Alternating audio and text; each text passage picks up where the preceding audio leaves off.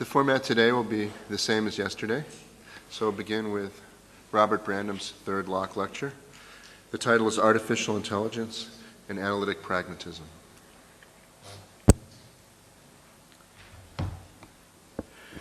First, I wanted to say what a pleasure it is for me and how glad I am that Richard Rorty has joined us here in the Golden City for this event. That makes it really very special for me. The thought with which I introduced meaning-use analysis and the paradigm of a pragmatically mediated semantic relation arises when we put together two sorts of story. First, an account of what one must do in order to count as saying something, that is, some practices or abilities that are PV sufficient to deploy a vocabulary, and second, a characterization of another vocabulary that one can use to say what it is one must do to be doing something. For instance, in order to be saying something else. That is, of a vocabulary that's VP sufficient to specify the practices or abilities which may be PV sufficient to deploy another vocabulary. When we compose these, the resultant meaning-use relation is the relation between vocabularies that I've called the pragmatic metavocabulary relation. I've suggested that this relation is most illuminating when the pragmatic metavocabulary is demonstrably expressively weaker than the vocabulary for which it is a pragmatic metavocabulary. This is what I've called pragmatic expressive bootstrapping in the strict sense. We've seen several examples of this phenomenon. Syntactic pragmatic bootstrapping within the Chomsky hierarchy of grammars and automata, in that context-free vocabularies are VP sufficient to specify Turing machines, two-stack push-down automata, which are in turn PV sufficient to deploy, produce, and recognize recursively enumerable vocabularies. Again, I argued that non-indexical vocabulary is VP sufficient to specify practices PV sufficient to deploy indexical vocabulary.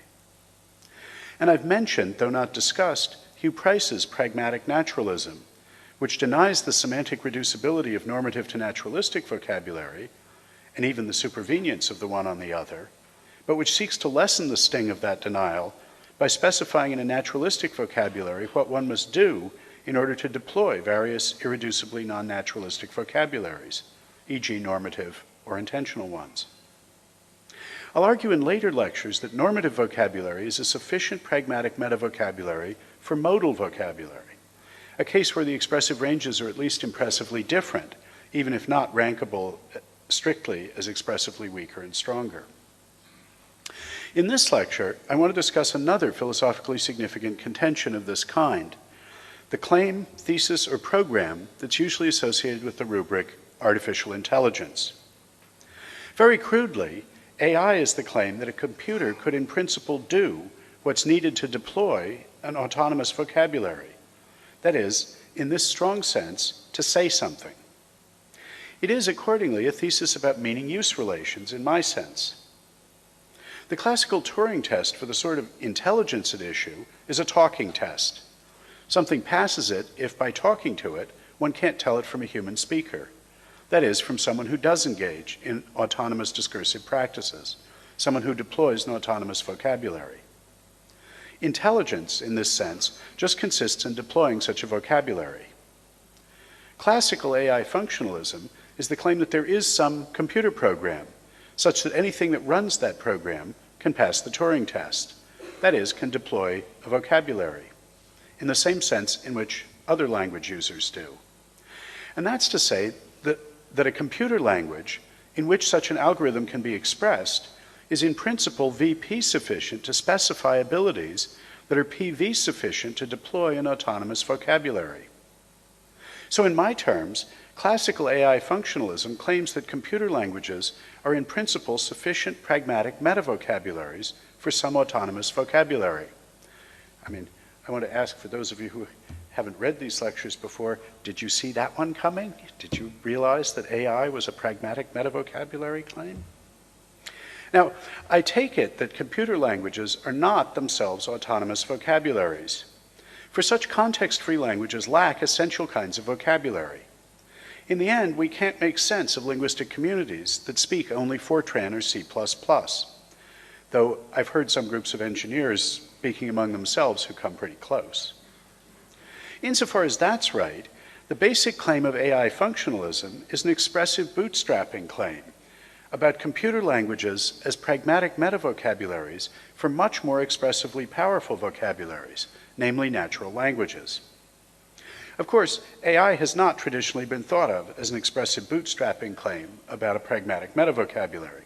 Well, how could it have been? But it does deserve a prominent place on the list of philosophically significant pragmatic expressive bootstrapping claims that I just listed. And it should be in a principal topic of philosophical meaning-use analysis. So let's see what the meaning-use analysis metavocabulary that I've been deploying can help us understand about it. What lessons applying those metaconceptual tools can teach us when they're applied to this case. Although its 20th century version developed later than others, functionalism in the philosophy of mind, including its central computational species, deserves to be thought of as a third core program of the classical project of philosophical analysis, alongside empiricism and naturalism. For reasons that I indicated last time, I think of behaviorism just as the larval stage of functionalism. And since AI functionalism concerns the relations between practices or abilities on the one hand and the deployment of vocabularies, insofar as functionalist successors to behaviorist programs in the philosophy of mind do deserve a prominent place at the analytic table, that fact indicates that the sort of broadening of the analytic semantic project to include pragmatics that I've been recommending has, in fact, implicitly been underway for some time. Now, I take the working out of various forms of functionalism in the philosophy of mind to have been one of the cardinal achievements of Anglophone philosophy in the second half of the 20th century. One of the things I think we've found out along the way is that functionalism is a much more promising explanatory strategy when addressed to sapience than to sentience. That is, when it's addressed to our understanding of states such as belief, rather than to pains, sensations of red, or other raw feels.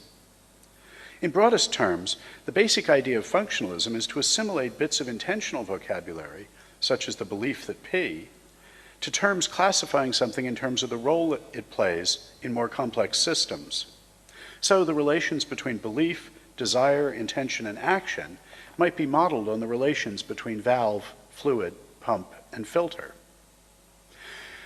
One of the immediate attractions of such an approach is the via media that it provides between traditional alternatives of materialism and dualism in the philosophy of mind. All valves, that is, all things playing the functional role of a valve in any system, are physical objects, and they can function as valves only in virtue of their physical properties. So far, materialism was right. Functional vocabulary applies exclusively to physical objects. But what valves have in common that makes that term properly apply to them is not a physical property. Mechanical hydraulic valves, heart valves, and electronic valves may have no physical properties in common that they don't share with a host of non-valves. So far, dualism was right. Functional properties are non-physical properties. Automaton functionalism is a species of this general view that looks specifically at functional roles items can play in multi-state transducing automata. By the term AI functionalism, I shall mean automaton functionalism about sapience, about what it is in virtue of which intentional state vocabulary, such as believes that, is applicable to something. That is, in the terms I've been using, and which are endorsed by appeals to the Turing Test, the capacity to engage in any autonomous discursive practice, to deploy any autonomous vocabulary, to engage in any discursive practice one could engage in, though one engaged in no other.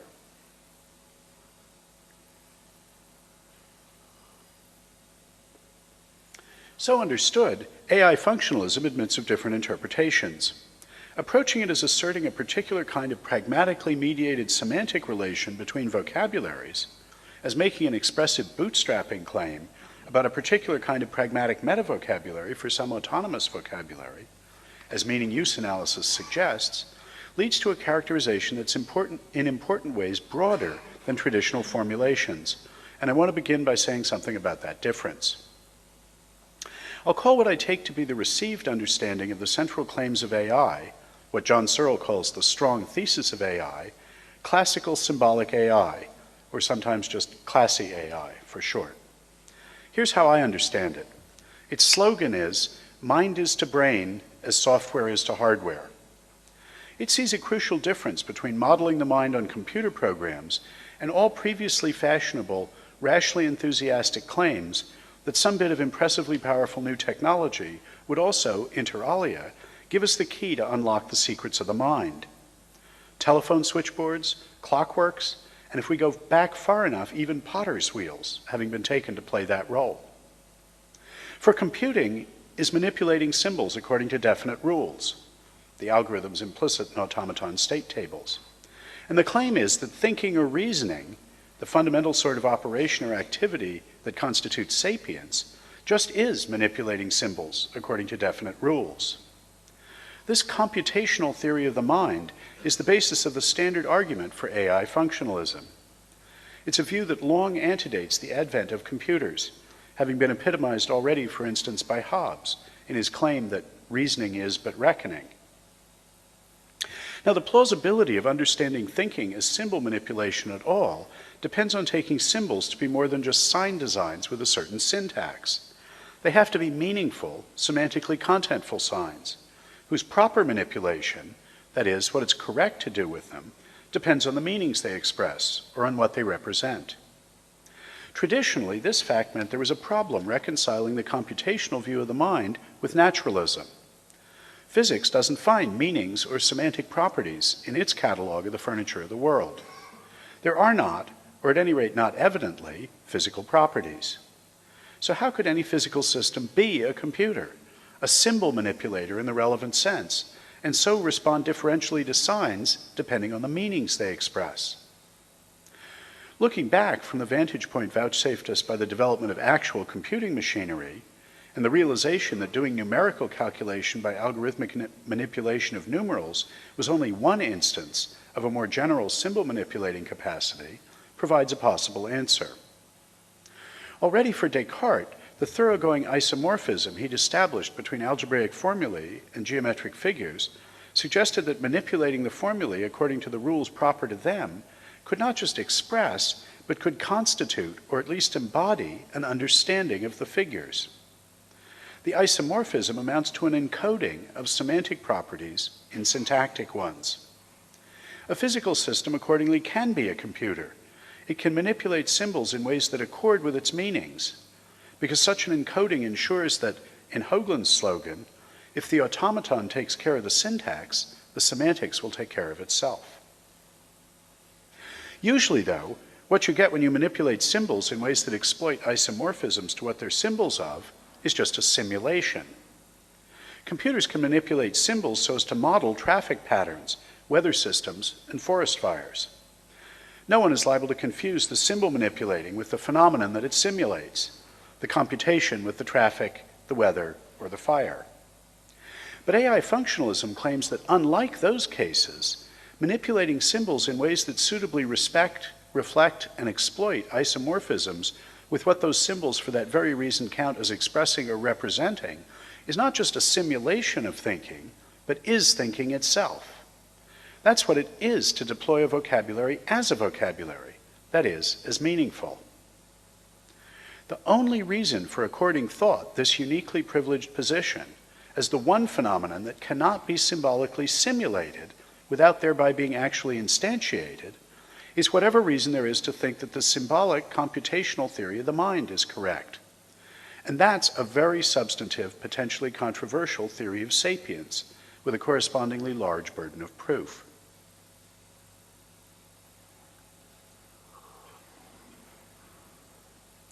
Now, I think that symbolic AI's focus on the Turing test is appropriate.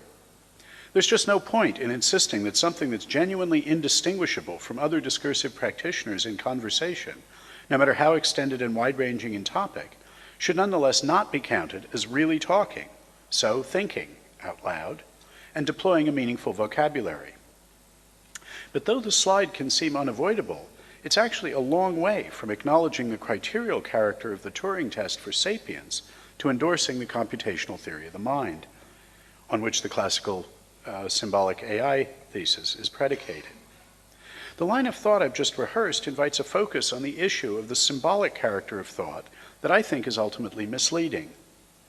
And for that reason, it mislocates, as it seems to me, what's really the most important issue in the vicinity, which I think is the claimed algorithmic character, or at least characterizability, of thought or discursive practice. Now, in my second lecture, I argued that from the point of view of meaning-use analysis, the principal significance of automata does not lie in their capacity to manipulate symbols, but rather in their implementing a distinctive kind of PP sufficiency relation. Multi-state transducing automata algorithmically elaborate a set of primitive abilities into further abilities, abilities which, just because they can be so exhibited, can then be regarded as complex, as pragmatically analyzable into those primitive abilities, plus the basic algorithmic elaborating abilities.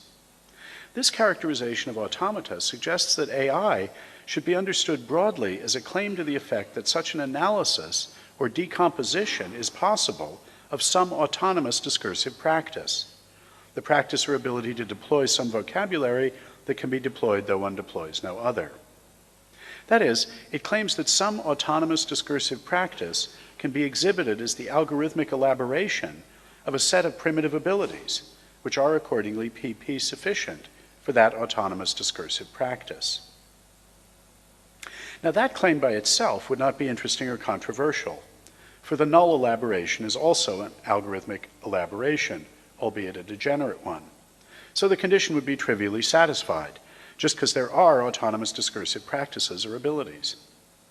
What's needed to turn the claim that some set of primitive abilities can be algorithmically elaborated so as to be PP sufficient for some autonomous discursive practice into a genuinely substantive claim is a further constraint on those primitive abilities.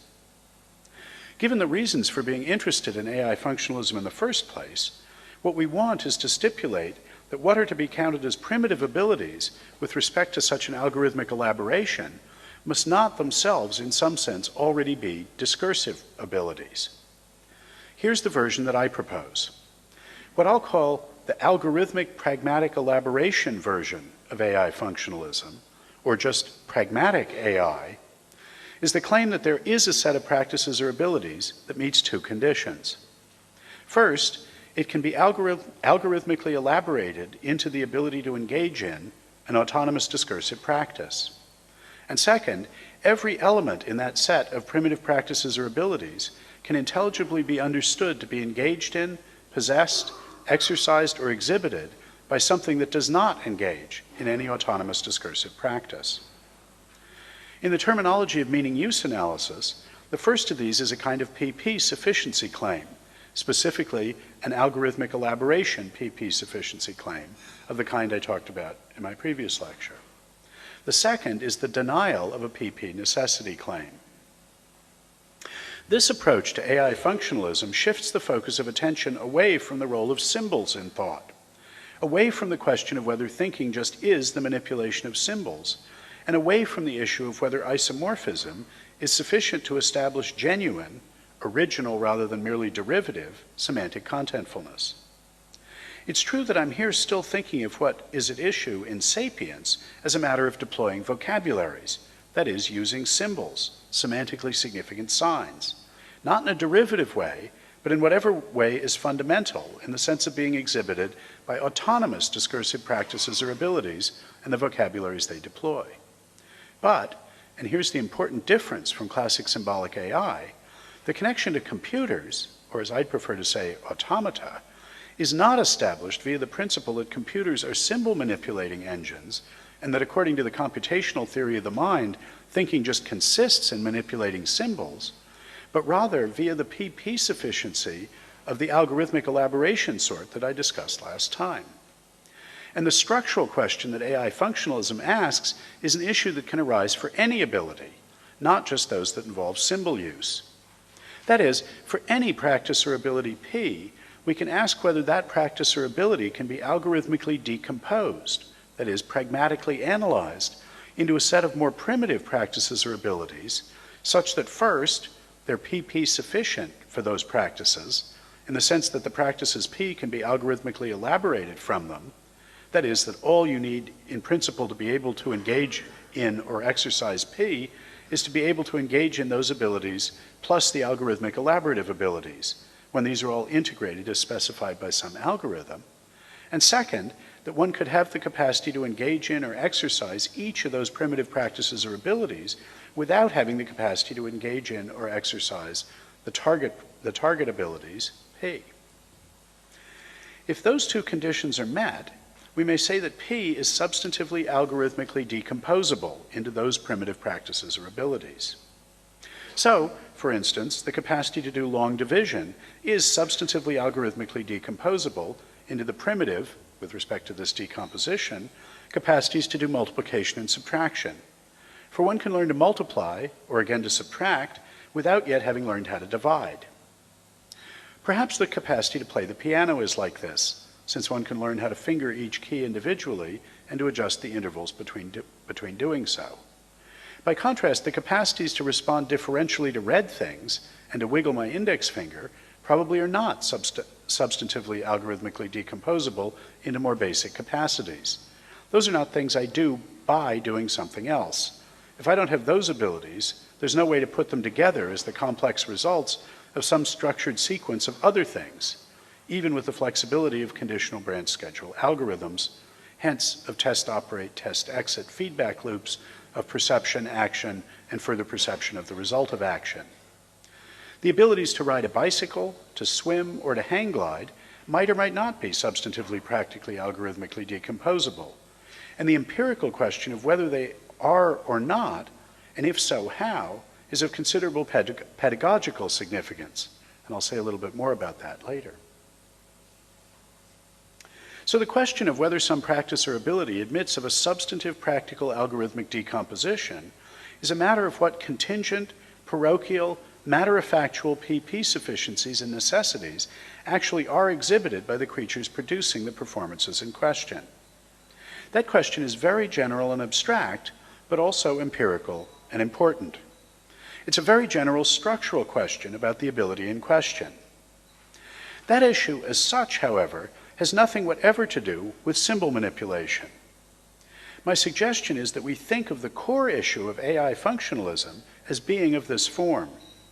The issue is whether whatever capacities constitute sapience, whatever practices or abilities it involves, admit of such a substantive practical algorithmic decomposition. If we think of sapience as consisting in the capacity to deploy a vocabulary, so as being what the Turing Test is a test for, then since we're thinking of sapience as a kind of symbol use, the target practices or abilities will also involve symbols. But that's an entirely separate, in principle independent commitment. That's why I say that classical symbolic AI functionalism is merely one species of the broader genus of algorithmic practical elaboration AI functionalism, and that the central issues are mislocated if we focus on the symbolic nature of thought rather than on the substantive practical algorithmic analyzability of whatever practices or abilities are sufficient for sapience.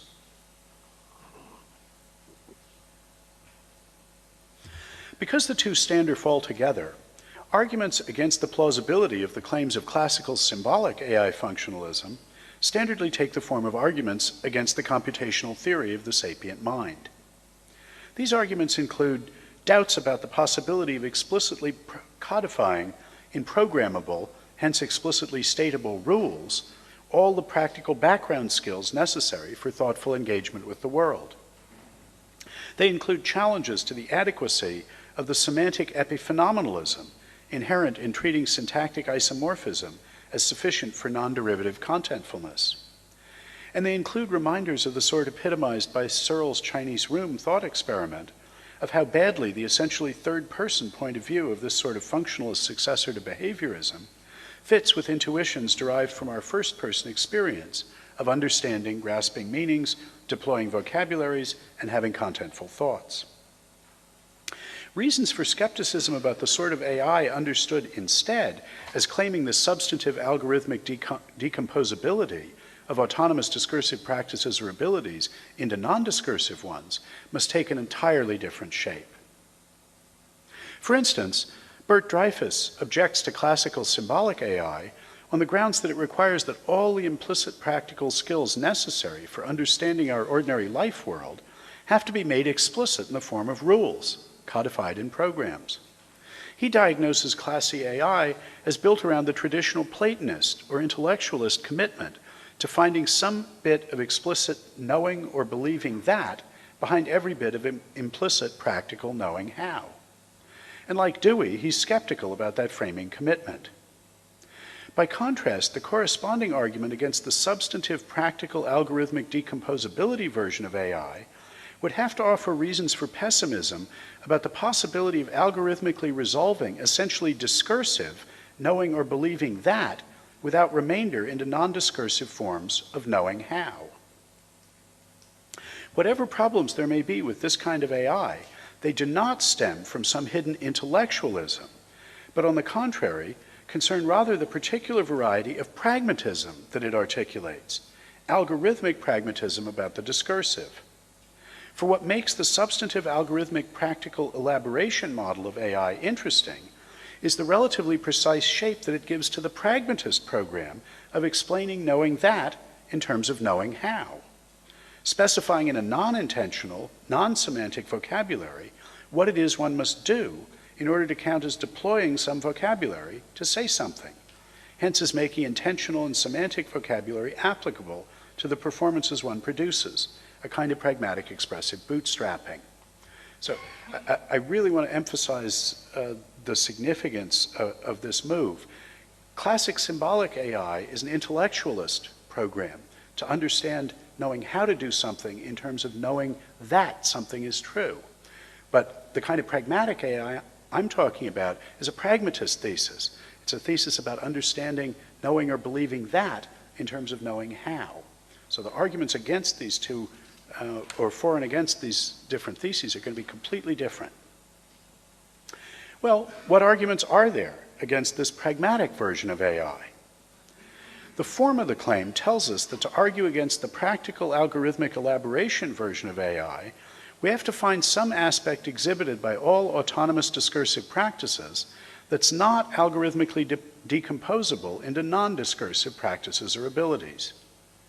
That would be something that's PV necessary for deploying any autonomous vocabulary, or equivalently PP necessary for any autonomous discursive practice, that cannot be algorithmically decomposed into practices for which no autonomous discursive practice is PP necessary. Now, I don't claim to have a knockdown argument here, but the best candidate I can think of to play that role is the practice of doxastic updating, of adjusting one's other beliefs in response to change of belief, paradigmatically the addition of a new belief. And this will be a topic in my afternoon lecture as well. It's pretty clear that this set of practices or abilities, the doxastic updating ones, is a PV necessary aspect of the deployment of any vocabulary. For any set of practices to count as discursive, I claimed last time, it must accord some performances the significance of claimings.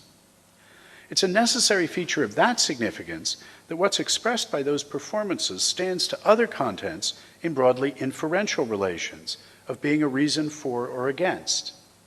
That is, the practical significance of claiming includes undertaking a commitment that has other commitments and entitlements, or lack of entitlements to commitments, as its consequences, that itself can be a consequence of other commitments, and whose entitlement also depends on its relation to one's other commitments. One understands or grasps the content expressed by some bit of vocabulary that can be used to make claims only to the extent that one can tell in practice, that is, respond differentially according to what follows from it, what it follows from, what other commitments and entitlements the various commitments that can be used to undertake include and preclude.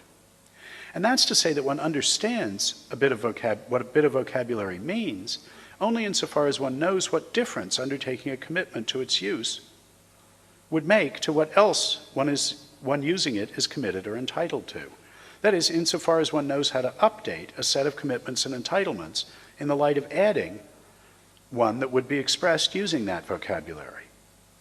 Discursive understanding of this sort is a more or less affair. One need not be omniscient about the significance of a bit of vocabulary in order to deploy it meaningfully. But if one has no idea what practical consequences for other commitments a claim using it would have, then one associates no meaning with it at all. If all that is right, then the question of whether doxastic updating can serve as a reason to be pessimistic about the practical algorithmic elaboration version of AI comes down to an assessment of the prospects for a substantive algorithmic decomposition of the ability to update. Why might one think that no such decomposition is possible? That is, that essential discursive ability could not be algorithmically elaborated from any set of non-discursive abilities. The key point, I think, is that the updating process is highly sensitive to collateral commitments or beliefs. The significance of undertaking a new commitment or relinquishing an old one depends not just on the content of that commitment, but also on what else one is already committed to. I'll argue this afternoon that we can think of this global updating ability as a collection of sub-abilities, as the capacity in one's actual doxastic context to associate with each commitment a range of counterfactual robustness. To do that is to distinguish for each commitment, including inferential commitments, which further commitments would and which would not infirm or defeat it. This includes not only claims that are incompatible with it, but also claims that are incompatible with it only in the context of one's other collateral beliefs. That is, which complete a set of claims that are jointly, but perhaps not severally, incompatible with it. Now, I take it that there's nothing unintelligible about having such practical abilities, fallible and incomplete though they may be, to distinguish claims that are from those that are not contextually incompatible with a given claim. And it's clear that a global updating capacity can be algorithmically elaborated from such abilities to discriminate ranges of counterfactual robustness. But I do not think that this sort of ability is a good candidate for algorithmic decomposition that's substantive in the sense that I've given to that term. For I don't see that we can make sense of abilities to discern ranges of counterfactual robustness being exhibited, whether severally or collectively, by non-discursive creatures. The problem is that the productivity of language guarantees that anything that can talk can form predicates specifying an indefinitely large class of relational properties.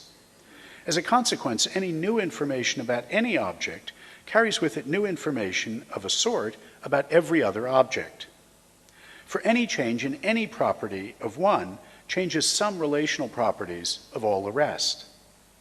The problem in a nutshell is that doxastic updating for language users requires distinguishing among all of those that are from those that are not relevant to the claims and inferences one endorses. That is, those which fall within the range of counterfactual robustness of those claims and inferences. And it is not plausible, I claim, that this ability can be algorithmically decomposed into abilities individually exhibitable by non-linguistic creatures.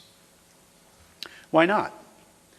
The logical and computational versions of what the AI community calls the frame problem showed that updating requires exercising what turns out to be a crucially important but easily overlooked cognitive skill, the capacity to ignore some factors that one is capable of attending to. But worrying about the practical engineering problem of how to implement such an ability, the ability to ignore things, in finite state automata, revealed a deeper theoretical and conceptual problem, which concerns not how to ignore some considerations, but what to ignore. A simple version of the issue is afforded by the familiar observation that anything is similar to anything else in an infinite number of ways, and also dissimilar to it in an infinite number of ways. For instance, my left little finger and Bach's Second Brandenburg Concerto are not only different in countless ways, but are similar, for instance, in that neither is a window shade nor a prime number. Neither existed before 1600, and both can be damaged by the careless use of stringed instruments. Dealing with objects as knowers or agents requires the ability to privilege some of those respects of similarity and difference, to sort the myriad of such respects into those that are and those that are not relevant to or significant for the inferences, theoretical and practical, to and from the claims about those objects with which one is concerned. In the sort of case I want to focus on, there are lots of complex relational properties that we should usually, but not always, ignore in our reasoning. For instance, Fodor defines a particle as being a phrygion, just in case his fridge is on. So when his fridge turns on, it also turns all the particles in the universe temporarily into phrygions, and gives every macroscopic physical object the new property of being made exclusively of phrygions. Again, a death in a distant place can give me the new property of having the same eye color as the oldest living inhabitant of Provo, Utah.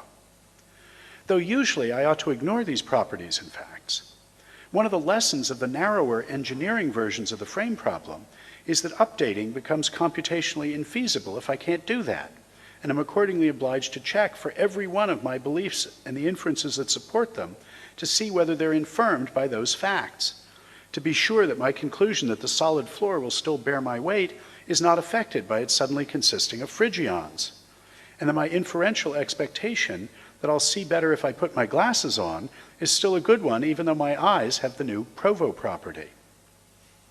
For a while, there was a small philosophical industry devoted to trying to distinguish what Geach, thinking of McTaggart, called Cambridge changes from real ones. I think we've come to see that that enterprise is a misguided one. For any complex relational property, such as being a phrygion or having old Provo-colored eyes, we can describe some inferential circumstances, however outré, in which the credentials of some significant claim or the goodness of some significant inference would turn precisely on the presence or absence of that property. What we need to be able to do is not to classify some properties as in effect irrelevant tout court, mere Cambridge properties, irrelevant to what, we would have to ask, but for each inference to distinguish the considerations that are irrelevant to its goodness, which should accordingly be ignored.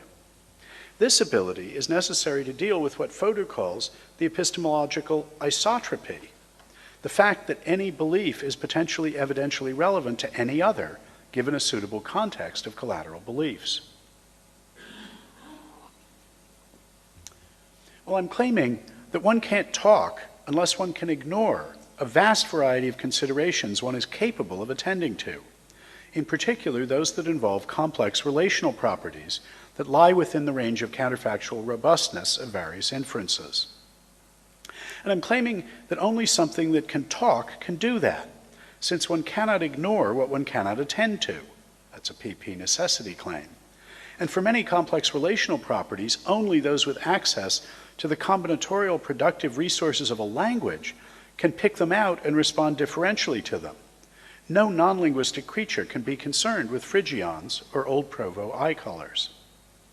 So, language use, deploying autonomous vocabularies, brings with it the need for a new kind of capacity, for each inference one entertains to distinguish in practice among all the new complex relational properties that one comes to be able to consider, those that are from those that are not relevant to assessing it.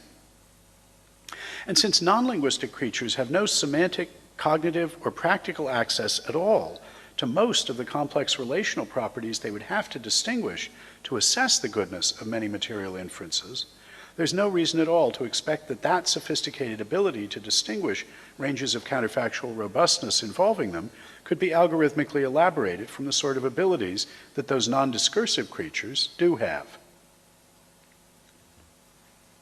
Well, one might reasonably wonder whether, if the sort of argument I've just sketched against the substantive algorithmic decomposability of autonomous discursive practices were successful, it wouldn't prove too much. Non-linguistic creatures do, after all, acquire the ability to engage in discursive practices. They do cross the boundary I've been worrying about and begin deploying vocabularies. This is true both of human infants and at some point in the past of our hominid ancestors.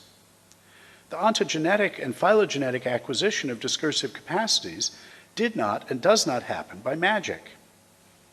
If discursive practices or abilities really are not substantively algorithmically decomposable without remainder into non-discursive ones, how are we to understand the development of discursive out of non-discursive practices? I think the answer is that besides algorithmic elaboration, there's another, much more basic sort of PP sufficiency relation, another way in which one set of practices or abilities can practically suffice for the acquisition of another. Sometimes those who engage in one set of practices can learn or be trained to engage in another, not because the target practices can be algorithmically elaborated from the original ones, or from some further set into which they can be decomposed, but just because as a matter of empirical contingent fact concerning creatures of that particular kind, anyone who has the one set of capacities can be brought to have the other as well. So it might be that those who can draw realistic portraits of horses can be brought also to draw realistic portraits of humans, forge signatures, fold origami gracefully, and arrange flowers. If so, no doubt our account of why those other abilities were especially accessible to those who possessed the original one would invoke something like eye-hand coordination or fine muscle control or whatever. But that's not at all to say that there must be some set of specifiable basic abilities out of which, say, the capacity to draw a good likeness of a friend could be algorithmically elaborated. That capacity might admit of no algorithmic decomposition. Certainly the fact that people who can do some other sorts of things can learn or be taught also to do this does not entail or require that there be such a decomposition. When, as a matter of fact, there is a course of practical experience or training that'll bring those who have one set of abilities to have another set of abilities, I'll say that the second can be practically elaborated by training from the first. Like algorithmic elaboration, practical elaboration by training is a kind of PP sufficiency relation. The hallmark of the difference between them is that we can say exactly and in advance what the practices that implement PP sufficiency by algorithmic elaboration are. That is, what else, besides exercising the primitive abilities, one must be able to do in order to elaborate them algorithmically into the target ability. Those elaborative abilities are things like response substitution and arbitrary state formation, and in general, the abilities that suffice to execute conditional branch schedule algorithms.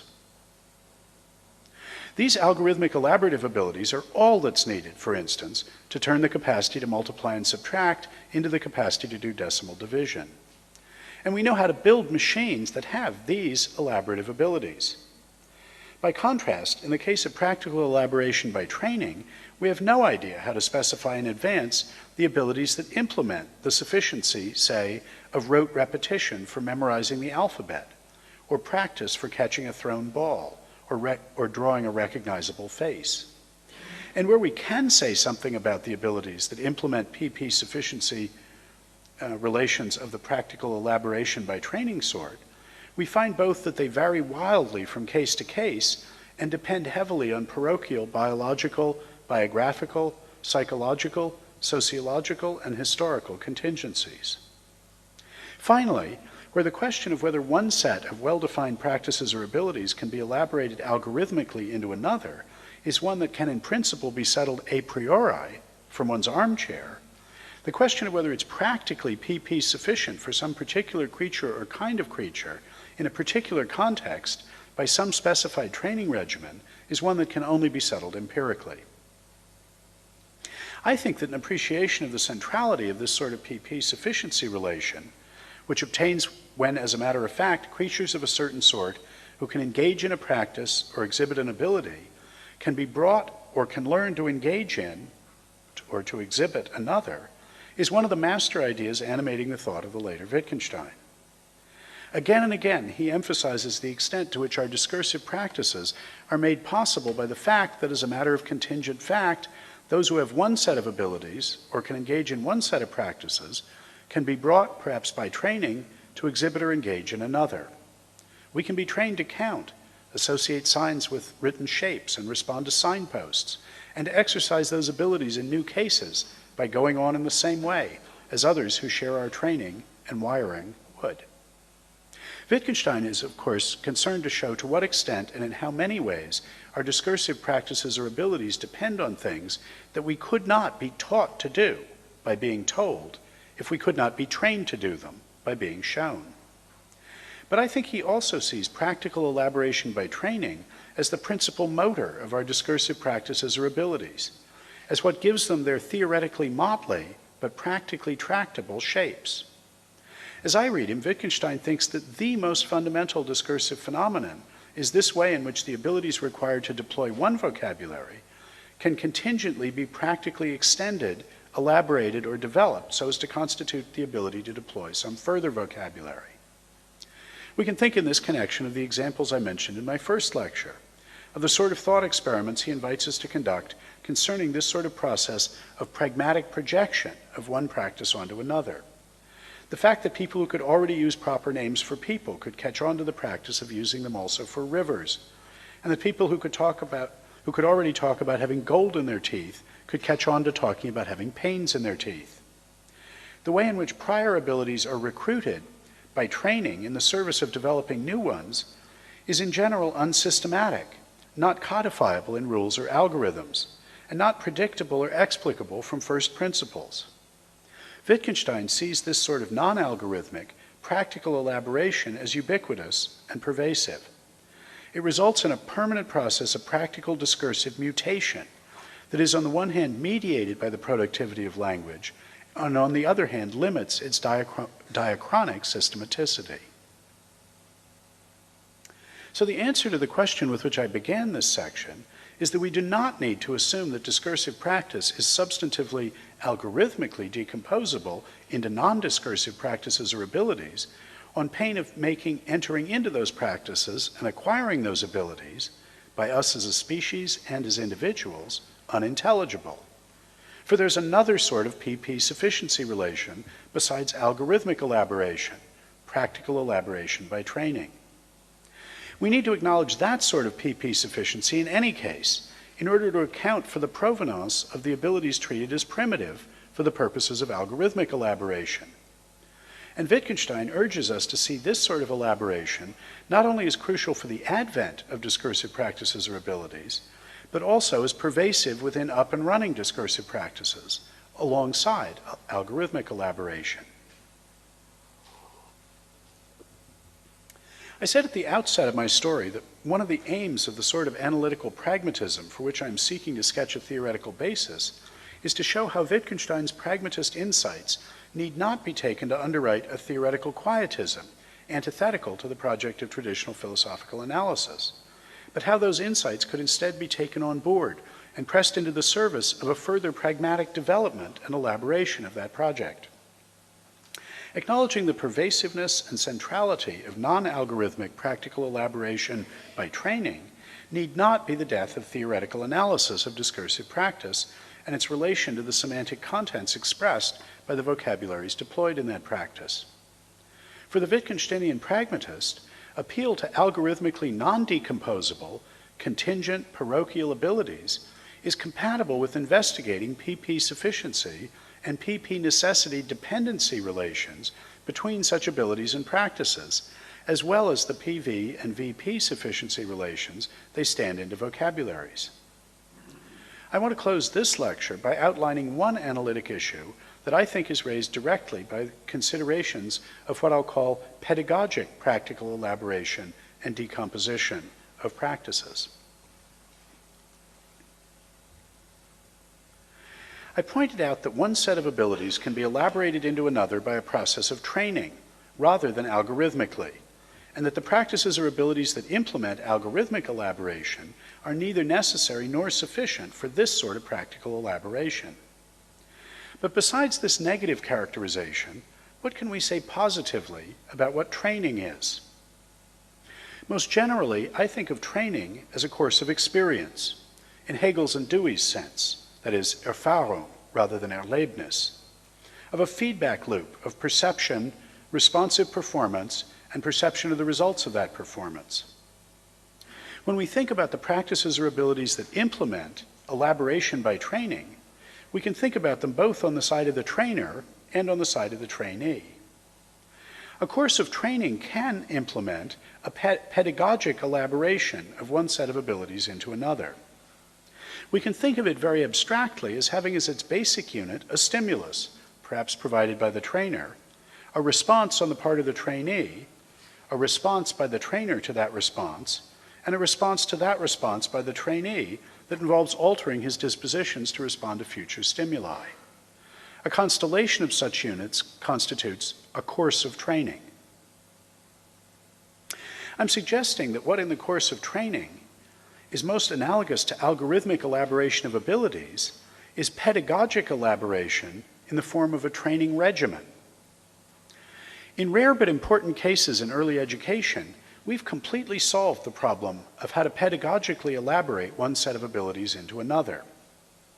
What it means to have a completely solved pedagogical problem with respect to an output, practice, or ability is to have an empirically sufficient conditional branch schedule training regimen for it.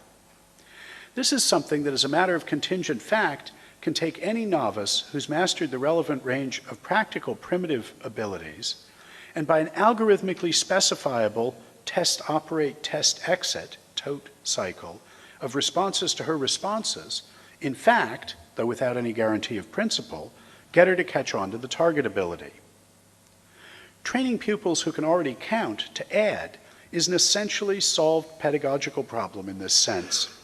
That is, starting with pupils of widely varying abilities and prior experiences who share only the prior ability to count, there's a flow chart of differentially elicited instructions, tests, and exercises that will lead all of them to the target skill of being correctly able to add pairs of arbitrary multi-digit numbers. A common initial lesson or exercise is followed by a diagnostic test, and the results of that test then determine for each pupil which of an array of possible second lessons or exercises is appropriate for that individual, followed by further tests whose results are interpreted as differentially calling for different exercises, and so on. This flow chart determines a TOTE cycle of training that incorporates a pedagogic, as opposed to an executive, algorithm.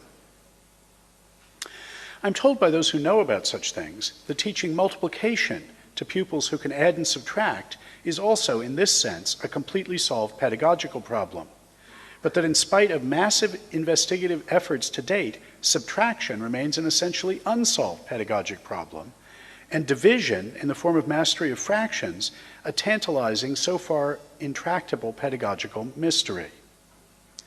In the absence of a practical pedagogical algorithm, those charged with eliciting and developing such skills must fall back on rougher heuristics and the sort of practical know-how gleaned from many years of trial and error training of a wide variety of candidates. Incompletely solved pedagogical problems, not just in the specialized cases of elementary education, but at all levels and across the board, raise a broad issue of institutional politics, which seems to me to penetrate deeply into our understanding of and attitudes towards society as a whole.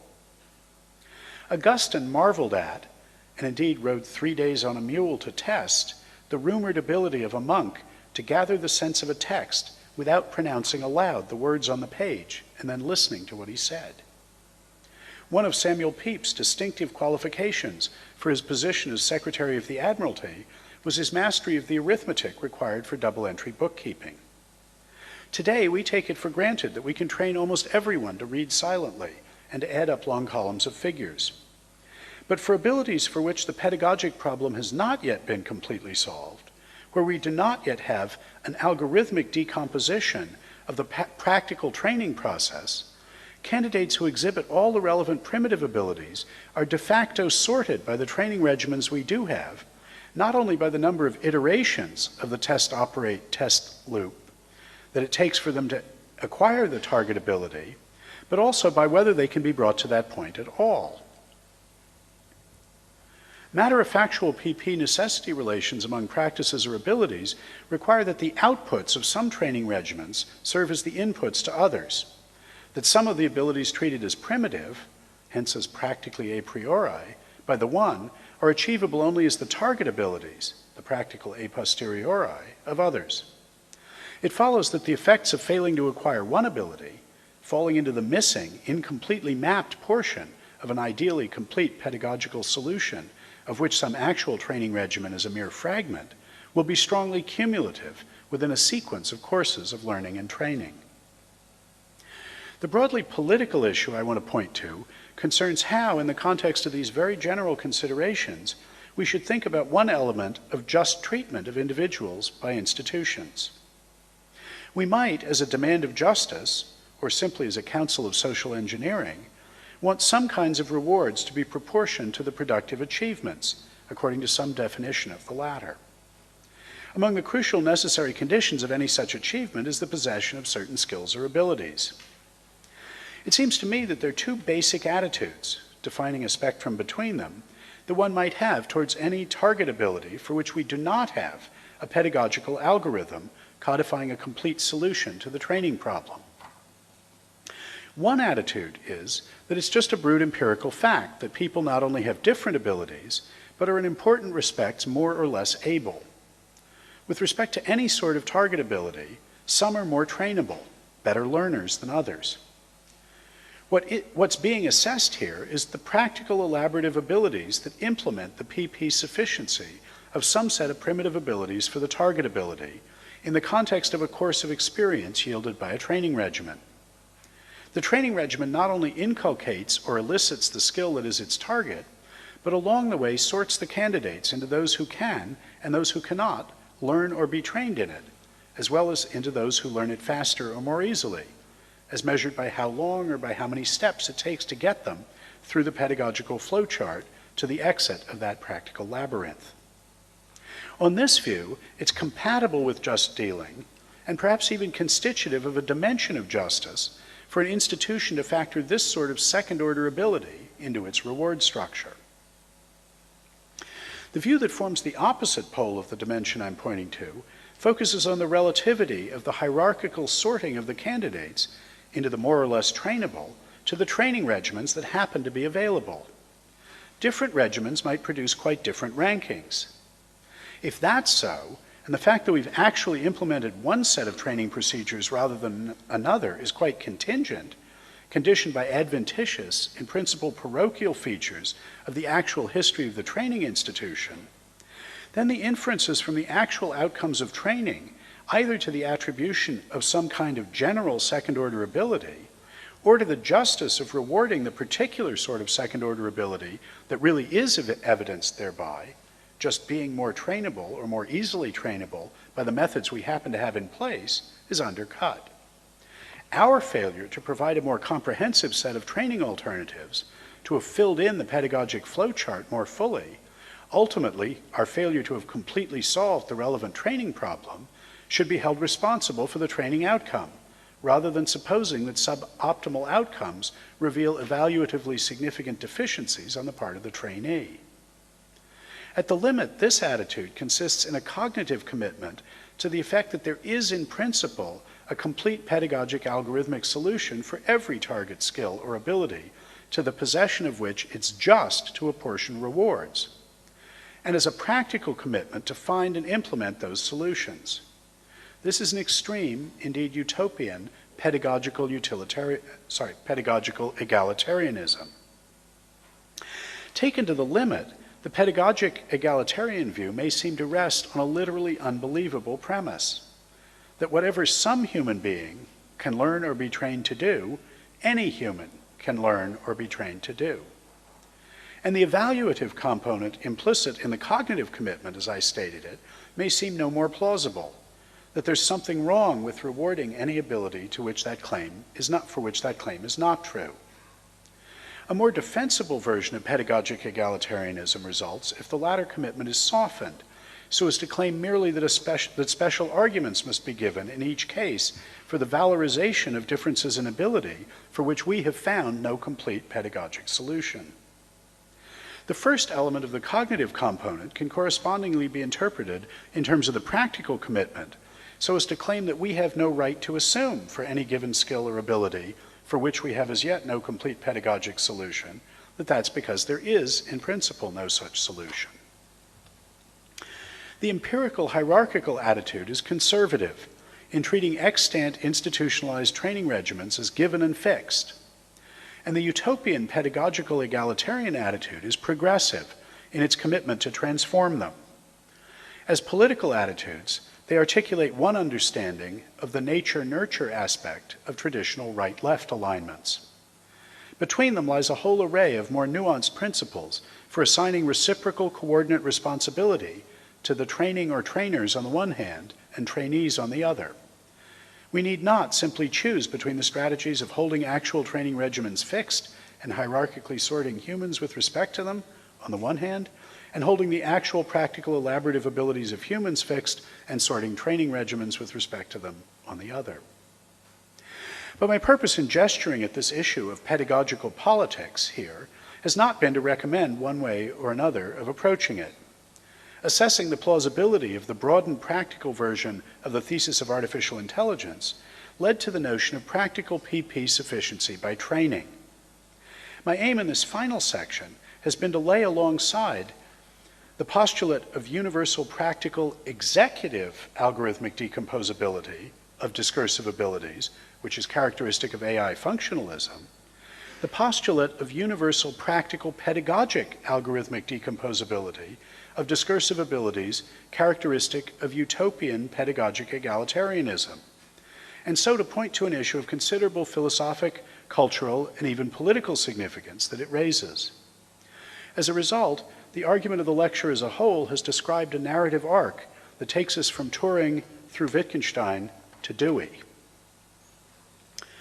My last three lectures are going to address modal vocabulary, normative vocabulary, and the pragmatically mediated semantic relations that they stand in to ordinary, objective, empirical, and naturalistic vocabularies, and to each other.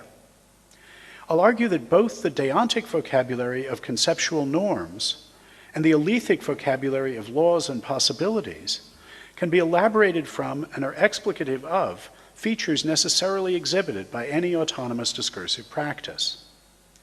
Thinking about the pragmatically mediated semantic relations that they stand into each other turns out to provide a new way of understanding the subjective and objective poles of the intentional nexus of knowers and agents with their world. Along the way, I want to show how normative vocabulary can serve as an expressively bootstrapping pragmatic metavocabulary for modal vocabulary. And in the fifth lecture, how that fact makes possible a new sort of formal semantics for logical and modal vocabulary, as well as for ordinary empirical descriptive vocabulary. Thank you.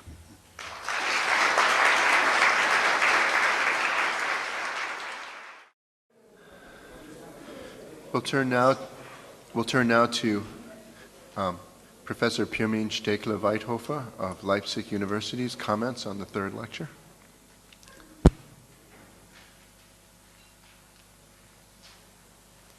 Yes, after such a marvelous lecture, which leads us in a great bow from Turing via Wittgenstein to Dewey, from artificial intelligence to the politics of pedagogics, it is difficult to say anything critical, and I feel somehow in a difficult situation, because if you agree with most of what is said, then how to criticize that?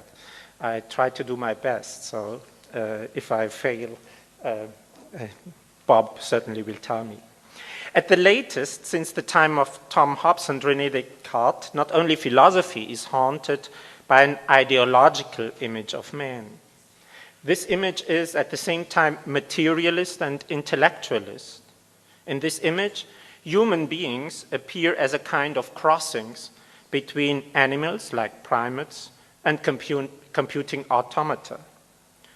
Martin Heidegger's famous criticism of what he calls humanism tries to deconstruct this seemingly highly attractive image. Even Aristotle's formula that man is a zoon logon echon, an animal rationale, has a reading that seems already to support that picture. Therefore, the metaphors of computational functionalisms are much older. Their roots in our philosophical reflection on our rational capacities go much deeper than the very idea of artificial intelligence. There is an age-old identification of using language or logos, logicestai, with calculation, ratiocinari.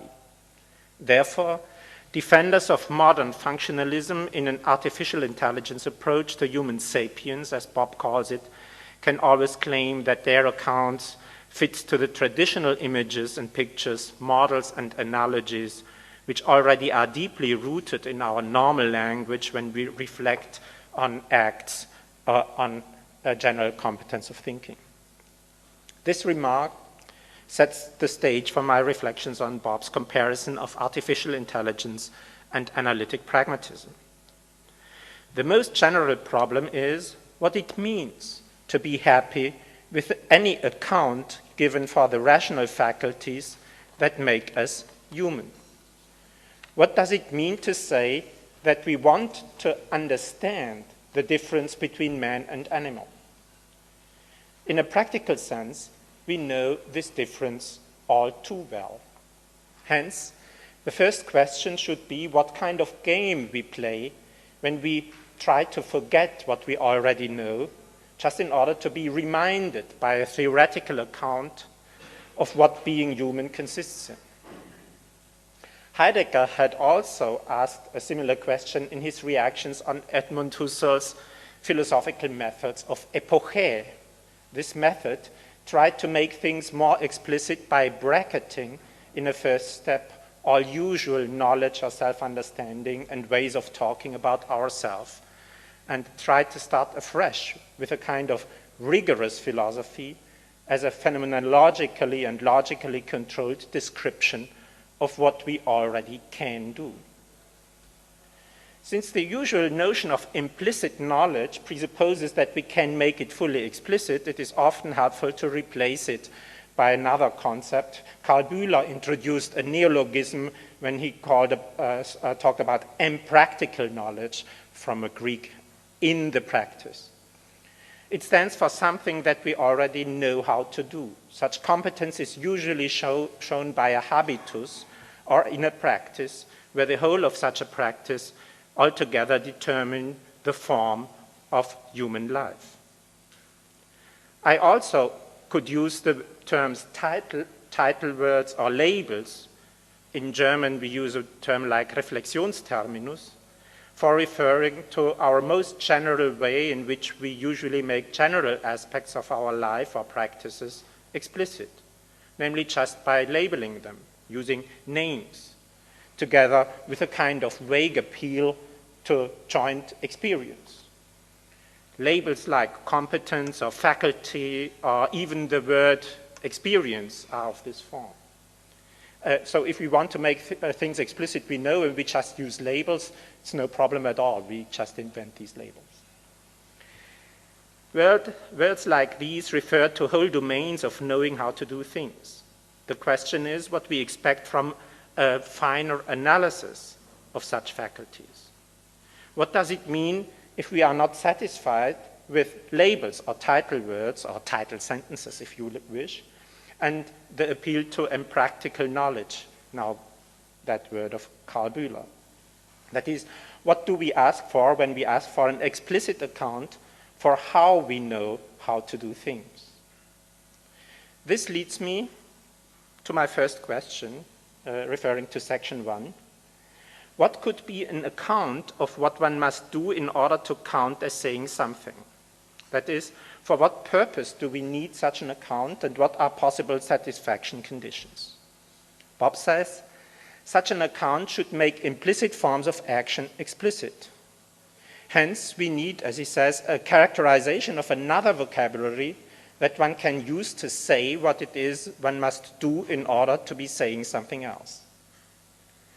The dream of all philosophical constructivists was, in my picture, to develop a pragmatic metavocabulary, which is, in one sense or other, demonstrably expressively weaker than the vocabulary for which it is a pragmatic metavocabulary.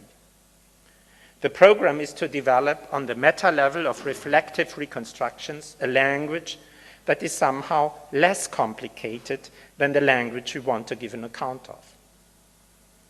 Paradigmatic for such a project, from my tradition, is Lorenzon's constructions of an auto-language, as he had called this, and his distinction between a merely commenting para-language and a protractic language in which the goals of the reconstructions are vaguely specified.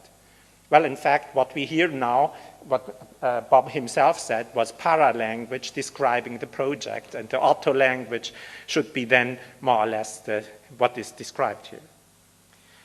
Bob calls this enterprise pragmatic expressive bootstrapping. Another example of this program is Quine's story about the behavioral foundation of language use and the formal or logical roots of reference after word and object or in word and object. But I think we should already have a problem with Bob's own most cherished example. The example had been discussed in previous lectures under the title Syntactic Pragmatic Bootstrapping within the Chomsky hierarchy of grammars and automata. The question is this: in which sense is it true that context-free vocabularies are VP sufficient to specify Turing machines? And later, what does it mean that we can specify in Turing machines higher sapiens?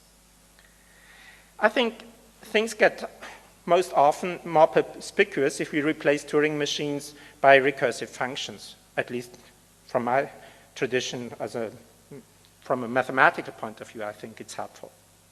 Because then it seems to be a trivial fact that the recursive definition of syntactically complex standard names of such functions are much more basic and primitive than the functions named by these terms.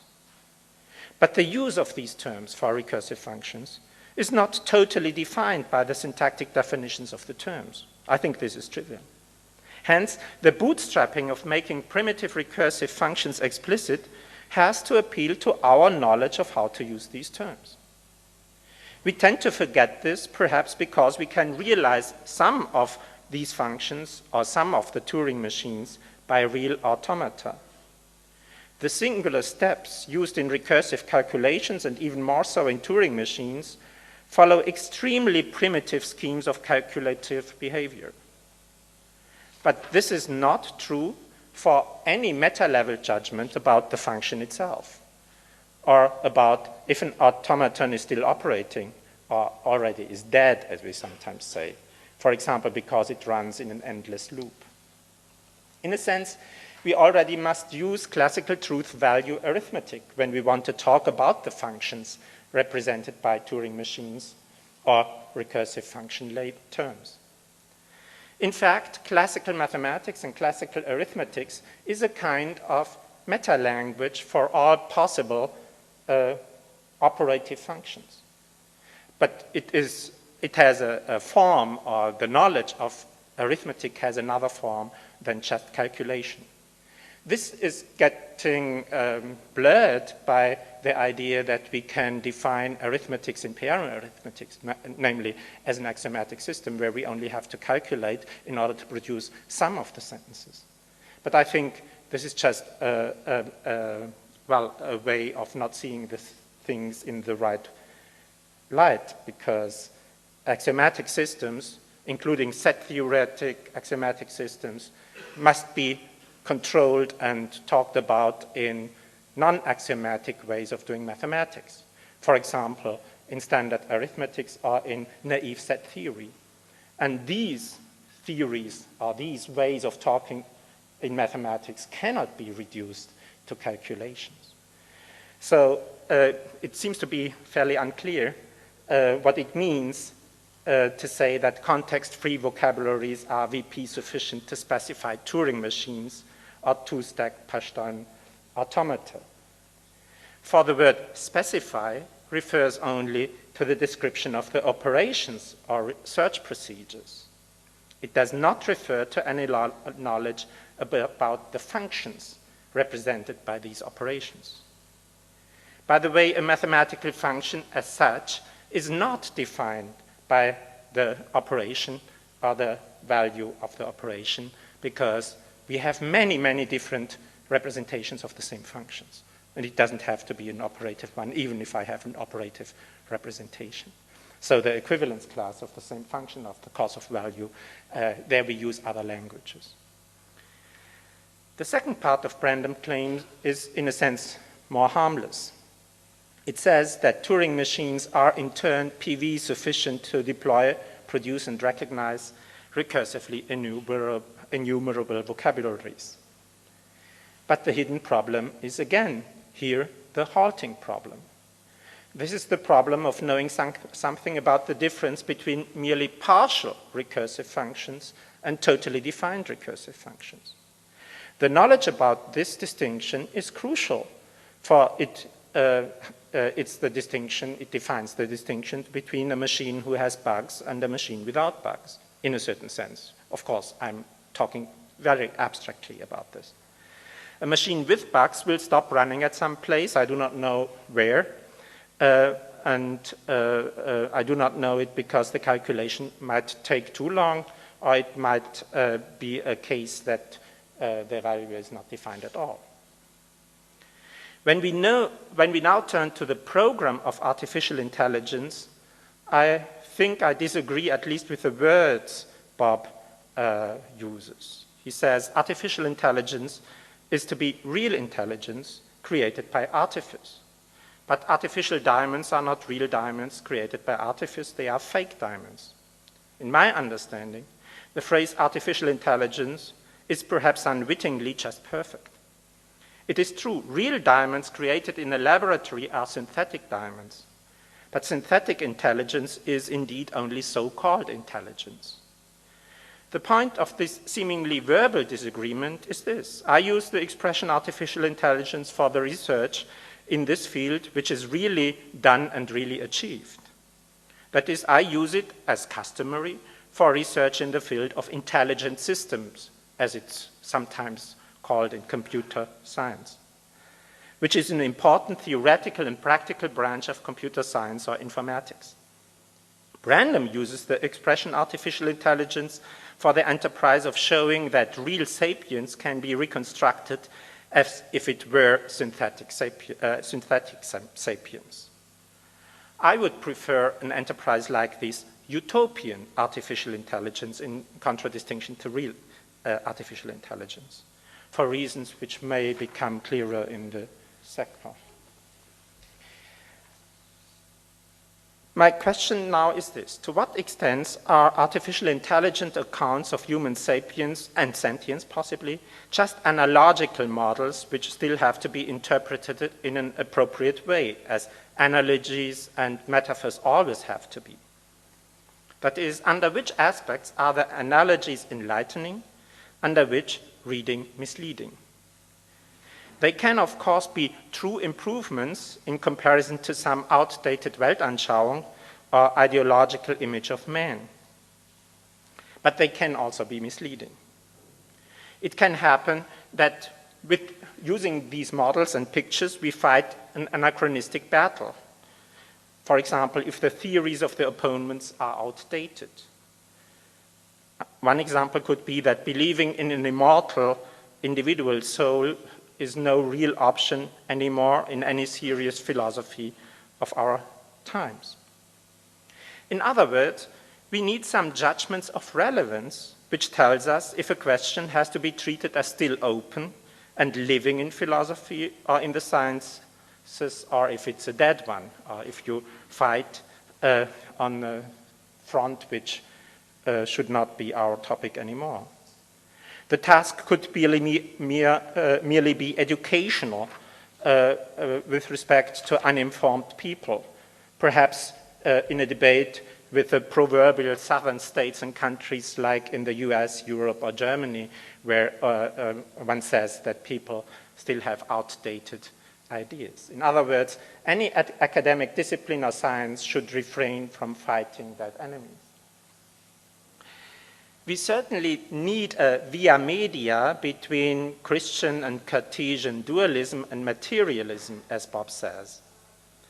But I doubt that the word function or functionalism in this context as a key word is helpful at all. I agree that there is no content, if not of some material representation of it, such that all representations are, in a sense, live processes, just as valves are physical objects. But functionalism overlooks the difference between live processes and physical objects. Functionalism thinks in the end that words and sentences are objects and have meanings as objects or reference as objects. But they have meaning and refer to something only in the process, or even better, in the context of action, of talking and listening, which always should include, as Plato already knows, writing and reading. So please don't separate writing and reading from talking and listening. That is, written words and sentences represent possible parts of speech acts, which in turn are already part of communicative and cooperative practice. Words and sentences get their meaning only mediated by this practice. This is, in a sense, Bob's own insight, so that's not a criticism against him. And we could name this insight pragmatic contextualism.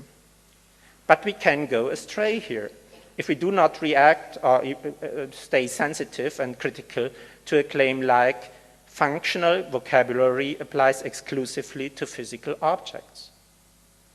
The claim is already not true for life and life processes, at least if we read the expression physical object as referring to an object of physics as a science. For it is just wrong that a living body, a Leib in German, is a physical object with some emergent biological property called life. Only a dead corpse, a stone or a machine are physical objects proper. In any case, there are non-obvious ambiguities in the usage of the words physical and physics, and parallel ambiguities in our talk about physical objects in the sense of being an object of the science of physics. My body can be, of course, be treated as an object of science and of techniques of physics, of chemistry, biology, medicine, for that matter. But it is still questionable if my body, as I'm still living, my Leib in German, can really be described and explained as a whole by the methods of contemporary physics. And that's the second problem. Because we have to make a distinction between contemporary physics, what physics today means, and utopian physics. Because any claim that we can explain these things like life processes in physics and will be empty if we just enlarge the concepts of physics by adding everything which is around in knowledge and science and just change the concepts of physics. If we take this into account, then we see that we should stick to our time words when we want to make a claim like this. And so we should stick to our concepts of physics and our concept of physical objects. And if we stick to that, it is just wrong to claim that we can explain the life processes by using the analogy of valves and thermostats, at least if our feelings of satisfactions are sensitive enough. To put things in another way, it depends on our intelligence and scrutiny not to get confused by such vague analogies and even vaguer thought experiments as we find them in, as I called it, utopian artificial intelligence. Well, in fact, what I call utopian artificial intelligence is what Searle and Bob call the strong thesis of AI, or classy symbolic AI, with its slogan, mind is to brain as software is to hardware. I think this slogan contains an overestimation of the possibility of multi-state transducing automata, that is, computers. Therefore, Bob also does not think that thinking as the faculty of sapiens just reduces to manipulating symbols according to definite rules, and he is right to say that physics does not find meanings or semantic properties in its catalog of the furniture of the world. But once again, the sentence is ambiguous. It is trivially true that physics, as our notion of physics today is concerned, is not concerned with meanings at all. But it is also true in the sense that physical things are not as such representations of content. This holds good for physical processes too. Only human symbolic actions, or traces of them, can have meanings in the right sense. Hence, the operation of a transducing automaton are meaningful only insofar as we can view them as the traces of the human action of building, running, controlling the computer with respect to the purposes for which we have built them. It is true, not everybody is able to figure this purpose out, just as not everybody can figure out what other special machines are good for.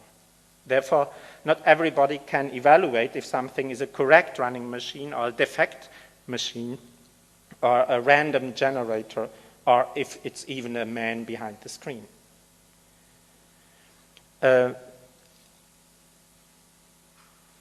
I do not deny that a physical system can be a computer by manipulating symbols in a way that accord with the meanings we have given to them. This is not what I deny. But I disagree totally with Haugland's slogan that if the automaton takes care for the syntax, the semantics will take care for itself.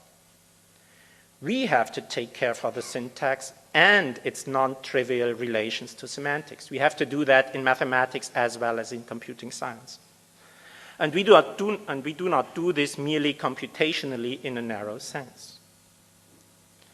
Another point I want to make is this.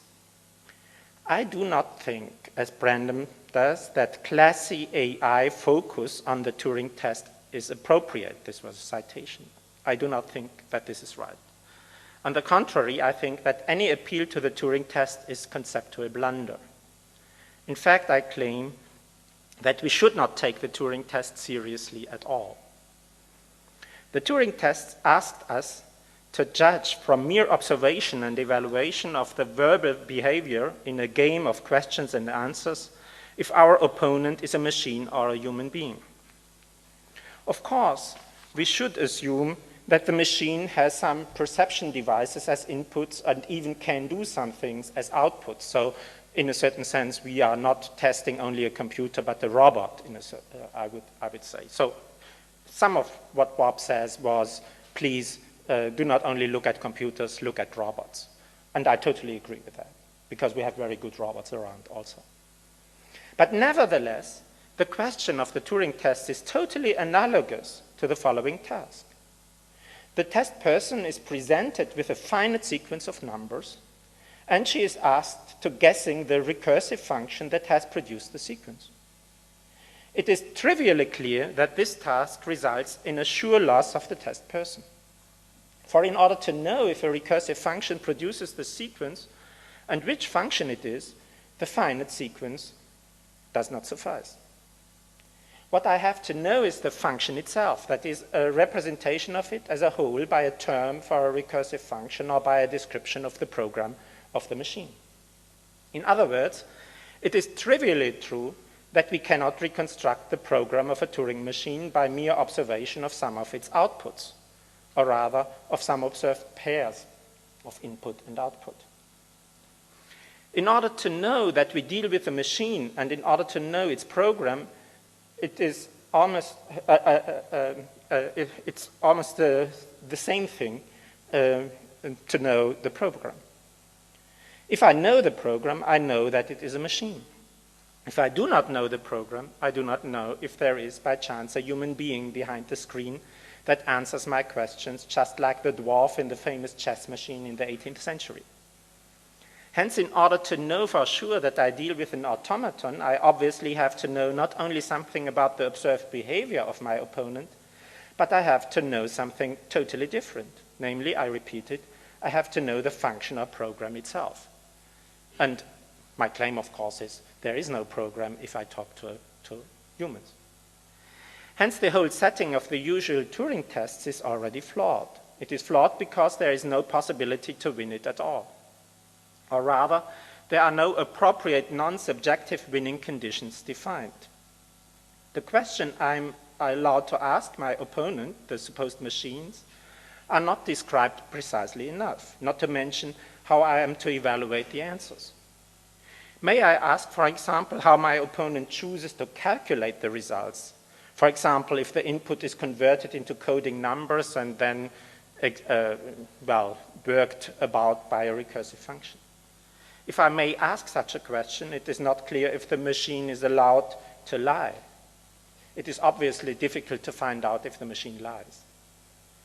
The illusions created by the Turing tests are just a consequence of the fact that I am, by definition, barred from some knowledge other people have. The case is similar to the following example. We know that from epistemology.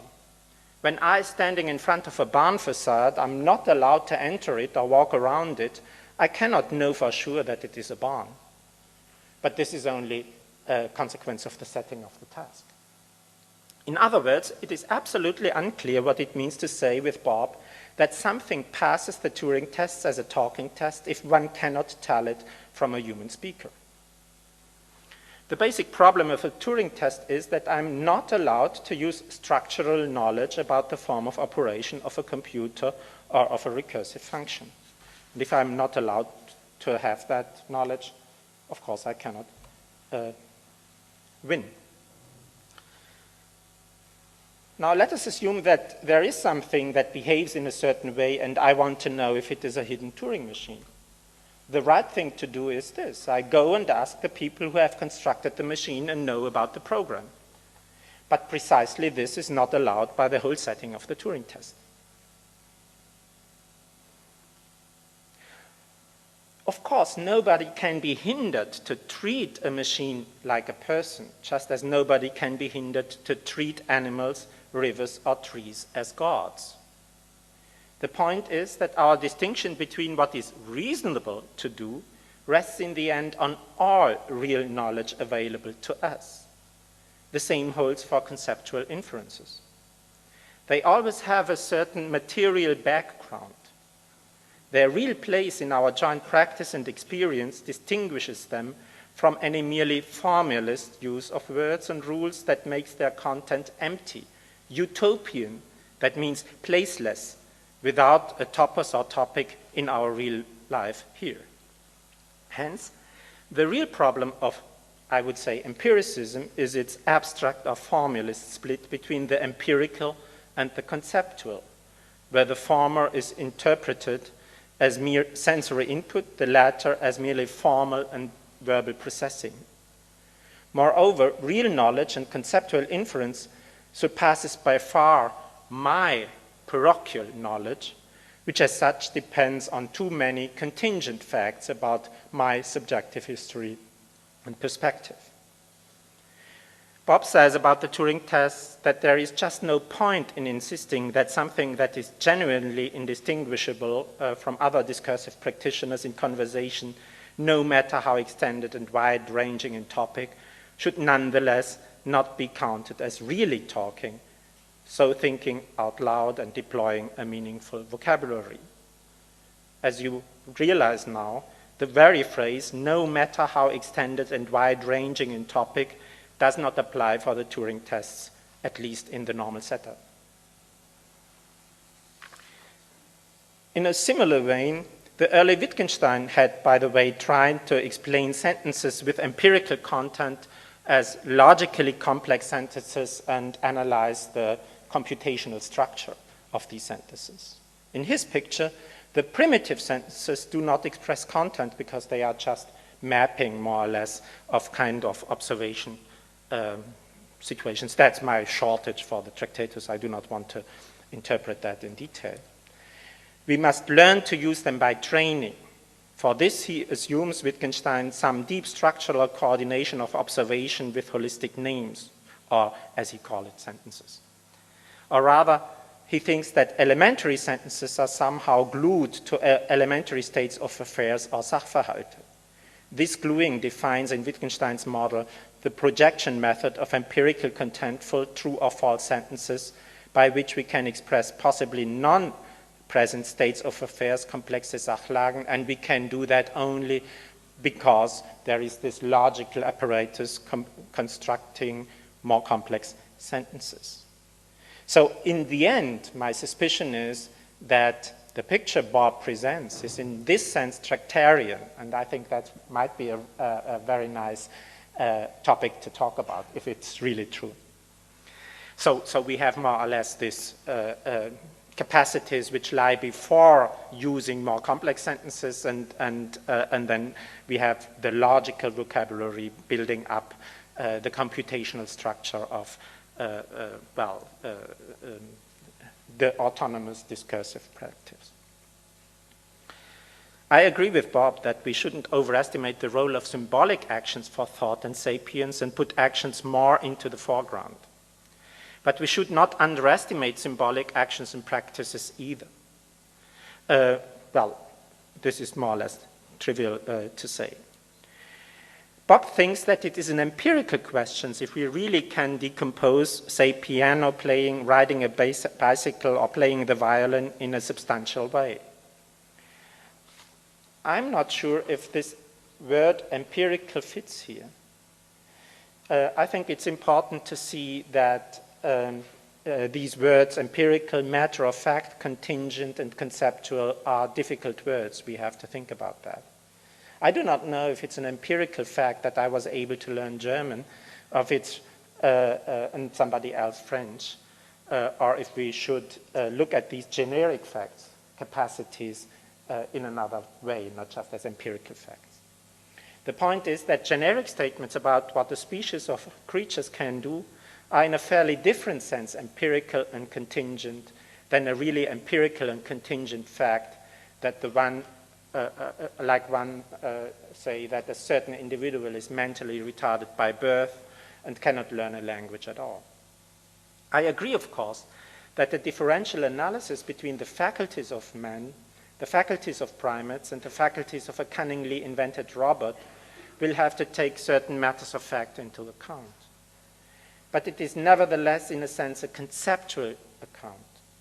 The facts we talk about here and want to give an account for are generic facts. They belong to Hegel's category of Allgemeinheit, of genericity, as I would like to understand it, not to the category of Einzelheit, that is, of empirical and contingent singular facts. And in a certain sense, I think this relates to the question why there is no induction procedure for figuring out if something is a Turing machine or a man. And this is the parallel point. Well, I do not have anything to say to the last two sections because I agree too much what Bob is saying there with respect to the decomposition of pedagogical practices. My point is that I do not see how these two totally different perspectives relate to each other, because the pedagogical problems are fairly different from what we can elaborate in computing sciences.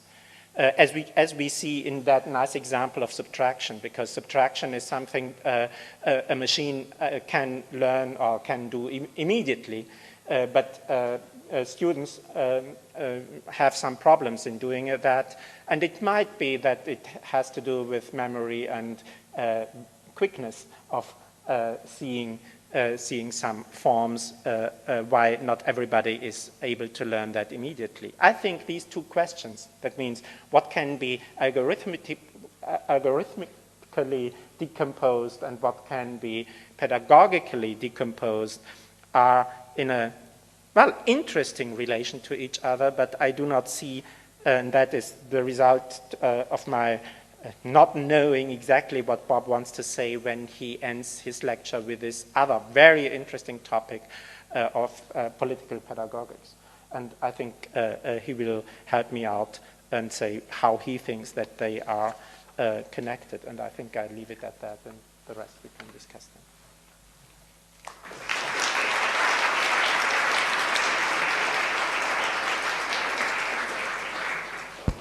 Bob, would you like to reply first? Well, let me say something briefly about the last point.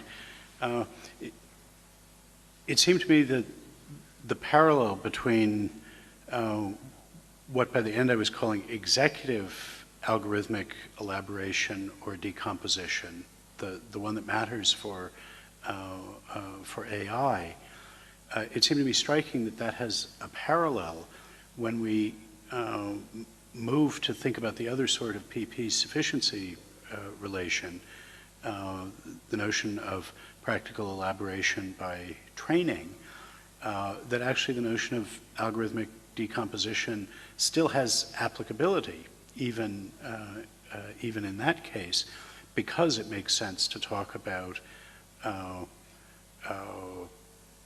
pedagogical algorithmic elaboration in the form of training regimens that are flowcharts.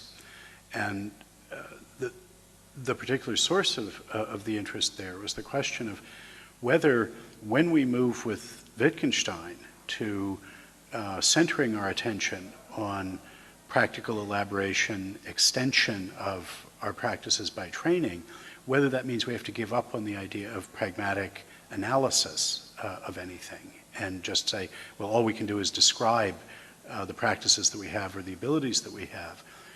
Is it still possible to see the sort of dependence of one sort of practice on another that meaning use analysis was looking for, the sort that Sellers invokes, for instance, when he argues that what you have to be able to do in order to use looks or appears talk already presupposes what you have to be able to do in order to use is talk. And it seemed to me that seeing that even after we'd moved with Wittgenstein to focus our interest on this other kind of PP sufficiency, practical elaboration by training, that there still is the possibility of algorithmic decomposition or elaboration there in the form of thinking about completely solved pedagogical problems, which then was my entry into the political issue. So that's how I was thinking about the combination. There's a couple of other small things that I might say about Pearman's deep remarks about the framework in which people are thinking about AI, where, as he pointed out, we mostly don't disagree about that, but he's setting up more a richer background for that. One of his points, he asked whether it really is true that context-free vocabularies are VP sufficient to specify Turing machines, and points out that if we want to answer questions like whether a machine has broken down or not, we're going to have to step outside of the computer language, outside the context-free language in order to answer that question. That's true, and that's very important when we think about practical, or as he said, real AI, rather than what he called utopian AI. I really was only addressing the utopian AI. The automata that I'm talking about are abstract machines. They're not things that are physical machines, where the question of whether it has bugs in it, or we have to ask, does this chunk of machinery actually implement this finite state automaton or this Turing machine? Those issues just don't come up. I'm thinking about a conceptual analysis of things.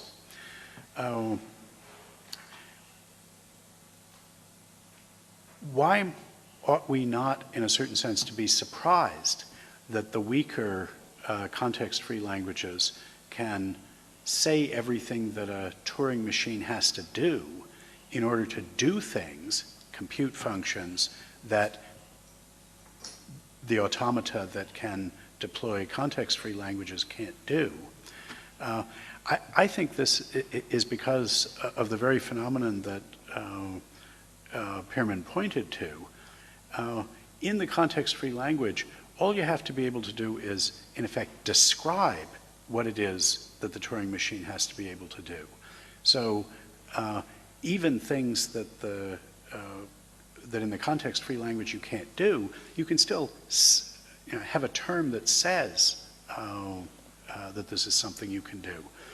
In a way, it's like the athletic coach who can describe for the gymnast what she needs to do in order to be able to execute a certain maneuver, even though the fat middle-aged coach couldn't perform this maneuver to save his life. He still may be able to say what it is you need to do in order to perform this maneuver, and that's what you can do in a context-free language, is say what the Turing machine has to be able to do.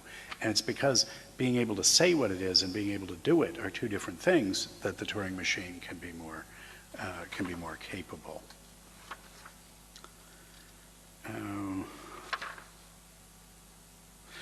Yeah, and then the question about the appropriateness of the Turing test. Here I think that there's really a deep issue, and it really has to do with the modality that's involved in the Turing test. The Turing test is a test for sapience if you cannot tell, no matter how extended the conversation is, whether you're dealing with a machine or whether you're dealing with a human being, some real deployer of vocabularies. Well, what's the force of that can? In one sense, of course, the conversation only lasts as long as it lasts. At a certain point, even if you're only just, as Bertrand Russell said, medically limited by the fact that life only lasts so long, the conversation will come to an end. I don't know, I've had many conversations with Fritz Kambartel over the years that were not medically limited. If conversations could go on forever, ours do. They're as close as you can get. But that means that there's always the possibility that whenever you say, all right, well, I've said everything I can say, I've tried everything I could try to discriminate these things, and I can't tell whether it's a person or a machine, it always could be that the very next thing it would have said would have tipped you off, would have been the thing that would have let you discriminate. Well, does that mean that you can tell, or does it not mean that you can tell? If there's some path through the conversational labyrinth that you could have taken, if it had occurred to you or it had happened that you'd taken that, if you'd lived long enough to do that, that would have made the distinction. In my understanding of the Turing test, that means that you can tell the difference between them by engaging it with conversation. And the fact that you can't actually be sure that something has passed the Turing test, there's no finite amount of conversation that can let you certify, yes, it has passed the Turing test, though there is a finite amount of conversation after which you may be in a position to say it has failed the Turing test. I'm comfortable with that, with the modality that says, well, nonetheless, that would count as your being able, as it's being possible to discriminate them. And so when I say I think the Turing test is a fair test for what I want to call synthetic intelligence, that is genuine intelligence, but that's created in this particular way, it's that strong modality that I mean. Pearman's pointing out, in effect, well, that's no use to us in actually assessing these things, at least if we want to certify something as deploying an autonomous vocabulary, we're never really in a position to do that. And this is non-trivially connected, as he at least hinted, to the halting problem in more orthodox AI. So I don't know how to adjudicate those things. I just point out that the issue is the issue of how you think about the modality involved in the Turing test. May I just react to one small point? Well, that the machine is broke down, a broken machine is not only a matter of, I'm talking about real machines, but it's the difference between only a partial function and a total function, because a machine with bugs, if I do not know when it stops, when I should know something about the computer that it doesn't stop. And so that is more or less something we do not know just by wait and see, but we have to know something about the program in order to know that it's not broken. It's not only the matter of that a special computer is broken, but it's a matter of the software, that means of the recursive function. And insofar, you cannot get out of my problem just by saying, well, I'm not caring for the real computers, because I think we have to know quite precise what the function, how the function works in order to build the machine. I guess I think that thinking of a machine that's in doing its computation is in an infinite loop. We talk about it being stuck in its loop. Thinking of that as broken seems to me to be being misled by a metaphor. It's doing exactly what it's doing, what it's supposed to be doing. Questions? Please come up and use the microphone here too if you have a question. John?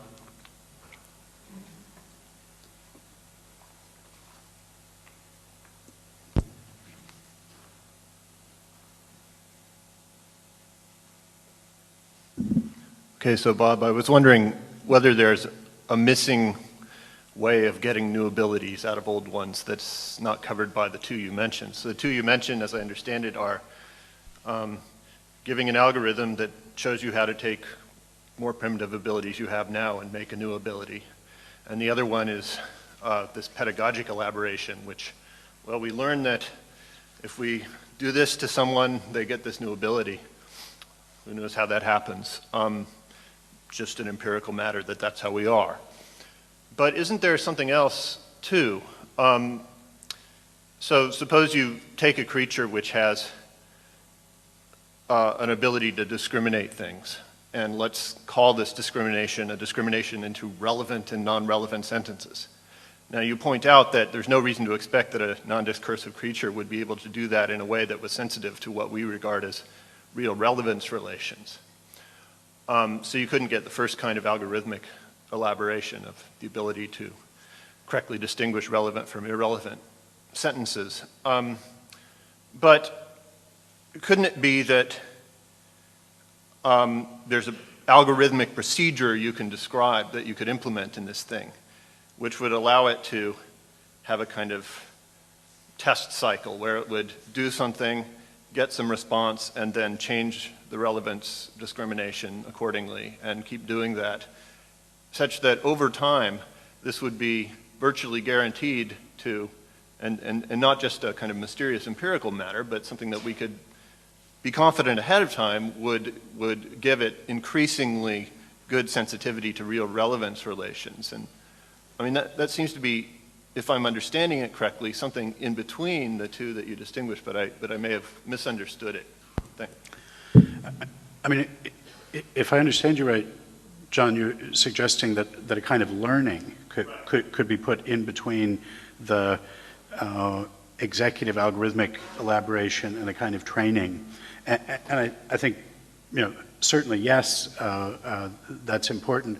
I prefer to think of that as a sort of degenerate case of training, where, you know, what would distinguish them is, I mean, you could think of two cases of the learning. I mean, one of them is a kind of self-training, where it's sort of self-consciously giving itself the new instances that are going to bring it to the ability that it doesn't already have, or just contingent learning, where there's no one, not a separate trainer or the learner, who's determining what the sequence of stimuli that are going to go into this tote cycle, into the feedback loop are. But as a matter of fact, if it, say, stumbles around in its environment, you know, we from the outside can be confident that enough of a variety of stimuli will come up that, you know, this will converge on the ability. So I agree that's an important case, but I was treating it as a degenerate case of the training instance, and maybe that's writing roughshod over important differences. I certainly agree we want to get it in there somewhere. Sebastian?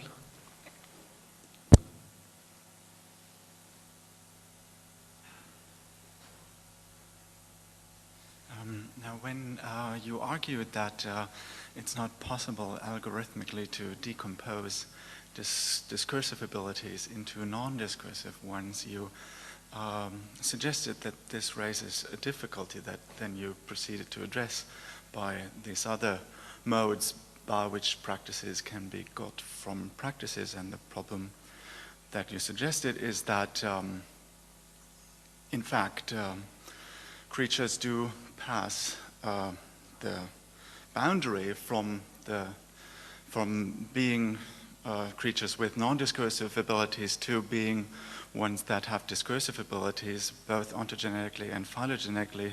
So how? This is a mystery if there's no algorithmic elaboration. And it seems to me that this question or this suggested problem is really flawed, that there's something wrong with it. I mean, these two cases, ontogenetic development and phylogenetic development, have to be treated differently, I think. I mean, ontogenetically, it's true that a child that learns how to speak at perhaps 2 years of age acquires certain prior capacities in that period that are such that it wouldn't learn how to speak if it didn't learn those other things before, for example, engaging in acts of joint attention, and that perhaps may require some earlier capacities such as intersubjective emotional interactions or that kind of thing. But this fact that there's this order of capacities in the development of the capacity to speak doesn't mean that that these are in any way in the order of explanation, those that are earlier, that they are prior in the order of explanation. It's not clear that we could, that it wouldn't be the other way around, namely that what explains these other capacities in a human being, that is, a human being that is such as to speak, what explains these other abilities is that they are the path to speaking. So there would be no way to understand the power to speak in terms of independently intelligible non-discursive practices if that were their relation. That's the ontogenetic case. The phylogenetic case, I think the evolutionary pathways of change will not be bound by any of your models, neither algorithmic elaboration nor elaboration by training. I mean, there are various scenarios for how the power to speak could have arisen, but it may well be that all of a sudden, because of some environmental change combined with some genetic change, there's a new power. And there's absolutely no way to elaborate it from something that was available before in either by algorithm or by training or by whatever. That could be completely accidental in that way, I think, right, the evolutionary path to it. So in both cases, I don't see that there is a question of the form you then want to address by these other forms of getting practices from practices.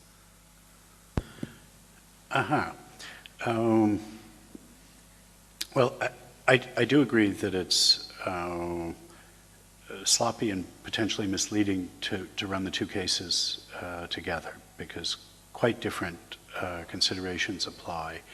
That the better sort of linguist has stopped talking about learning languages, about infants learning languages, in favor of talking about infants coming into the language. In the individual case, there's this entire environment, discursive practice is an up and running enterprise, and for one to take one's place as able to make moves in that environment is a very different thing from thinking about a group of primates bringing an environment like that into existence. I actually think it at least can make sense to think about the individual infant's capacity to come to be able to make moves in this already up and running practice on the pedagogic elaboration model, but you might be right, that might not be the way to think about it. I mean, I was raising the issue just in the form, well, would this argument have proven too much? Would it have given us nothing to say about how the boundary could be crossed? I'd say, well, no, because there's this other mechanism. Now, maybe that other mechanism isn't, in fact, the one that we ought to invoke to cross the boundary. I certainly don't think that the only forms of pragmatic projection are elaboration by training or learning on the one hand and algorithmic training or learning on the other. Now, as to how the phylogenetic one goes, that's a much more difficult question, and I think more philosophically significant, really, as to the nature of language and talking than thinking about the infant coming into the coming into the enterprise, it may be that, well, some people, possibly John McDowell, is satisfied by saying something like, well, the normative light dawns slowly over the whole among our primate ancestors. I'm concerned eventually to be able to say something more articulate than that about how things that individually, skills that so far non-discursive creatures could individually exhibit, could in a social environment add up to, and this is going to be, I think, for quite contingent reasons, that one gets a structure, gets a practice that we have a right to say, looking back at it, all right, now they're actually talking to each other. Now they're giving and asking reasons for each other. But I don't think the way those non-discursive practices, in the sense I have in play here, that is practices that can be exhibited, that it's intelligible to understand as exhibited by creatures that don't yet speak a language, could, when socially articulated and interacting appropriately, add up to discursive practice. I don't think that's going to have either of the forms that we're talking about here. So I agree with almost everything you said. Pimi, did you want to get into this? Yeah, there is another point in the later lecture I didn't comment upon, and I just wonder what you would say about that, because your own claim is that the limitation of a, well, more or less a computing machine can be seen when we look at semantic updating. That means that normally we need semantic updating and belief updating when we are in normal autonomous discourse situation. Now, if I change sides and now support the artificial intelligence approach, that means what people do when they work on intelligent systems, that's of course exactly what they work upon, namely semantic updating, belief revision, and things like that. And so my question was, or my question is, what precisely would be your argument that this is a limitation of artificial intelligence if that is exactly what they claim to do? Your argument is that it's improbable that they can check all possible sentences and pick out the relevant ones, and that's the way you describe it. But first of all, you can, of course, install some relevant agency in such a computer and things like that. So what is the real argument here that you believe that this project of artificial intelligence will run short just because of the problem of belief revision and semantic updating? Well,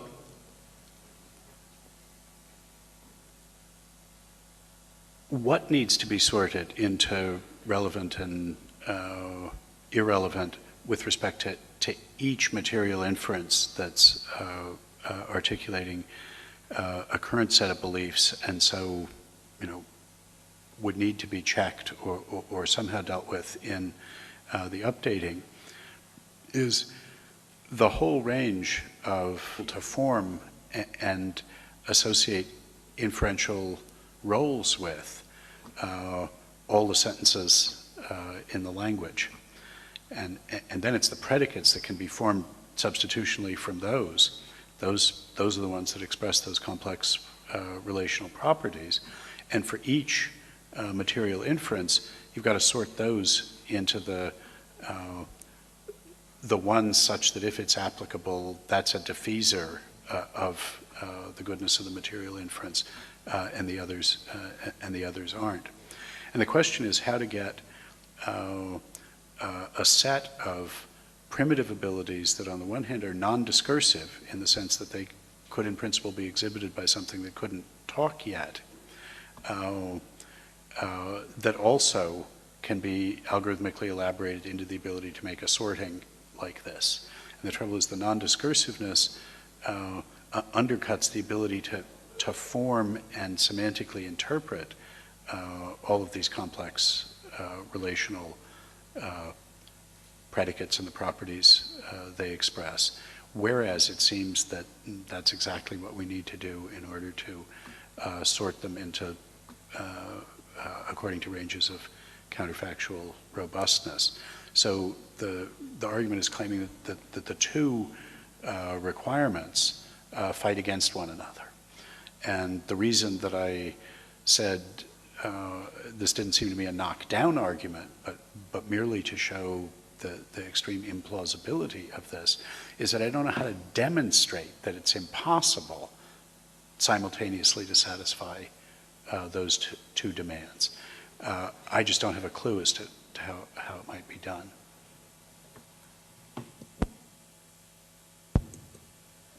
Yes, Mark.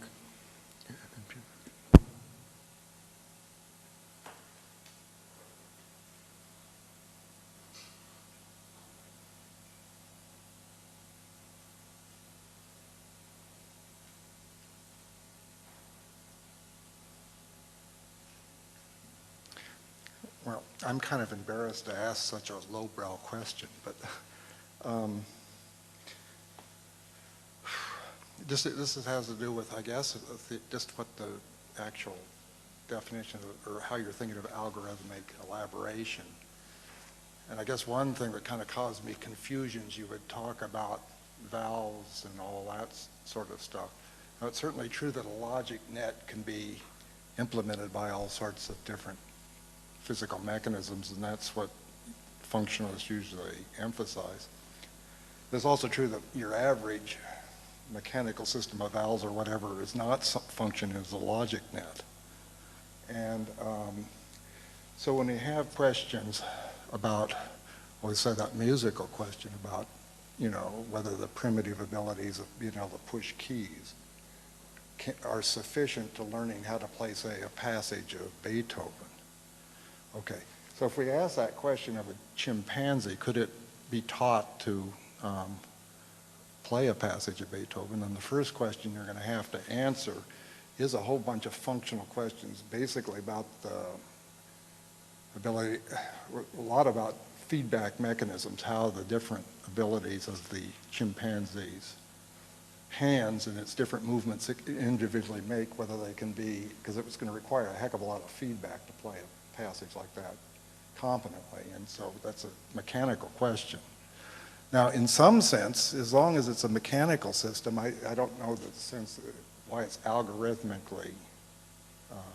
Suppose it was possible in this sense to train a chimpanzee with its primitive abilities to actually play that passage of Beethoven. Is that what's your phrase, algorithmically? What goes with that? Elaborated, yeah, ability. But if we got to, it is actually true that in almost in any case I can think of where we have analog feedback mechanisms, they have learned by introducing transducers, you can replace those more or less functionally with digital controls. So does that make this ability, if we could get the chimpanzee to do this, however, I mean, if it's physiologically possible for the chimpanzee to learn this routine, does that qualify as algorithmically elaborated? It's not right now, in the real hand, it isn't algorithmic at all, but it can be functionally fairly well replaced by. Anyway. Okay, well, I'm hearing you asking about two distinctions. One is a distinction between functionalism more generally, of the kind that valve, pump, filter, tube systems are paradigmatic of, on the one hand, and computational functionalism or algorithmic functionalism on the other. So it's one thing to think about states of the organism as being like valves and that there must be some functional system that they're in. And that was at least a candidate for a way of thinking about things like, say, pain, that maybe that was a functional state of the organism in a way that we might make analogous to the valve, that it was something that was an appropriate response to damage to the system and was appropriately responded to by fleeing the noxious stimulus or something like that. That has nothing to do with automata or algorithms or anything like that. And then there's a separate view, a species of functionalism in that broad sense that says, yeah, and now we're going to look at functional systems that instantiate abstract automata in the way I've described them. People usually thought of them more as symbol manipulators than the more general set of meta abilities, of elaboratable abilities. That's the way I've been recommending we think about them. And saying, well, specifically for sapient states, for things like beliefs and desires, and maybe for thoughts, we can think about them as functional states in functional systems that instantiate these abstract automata. And so one question is about how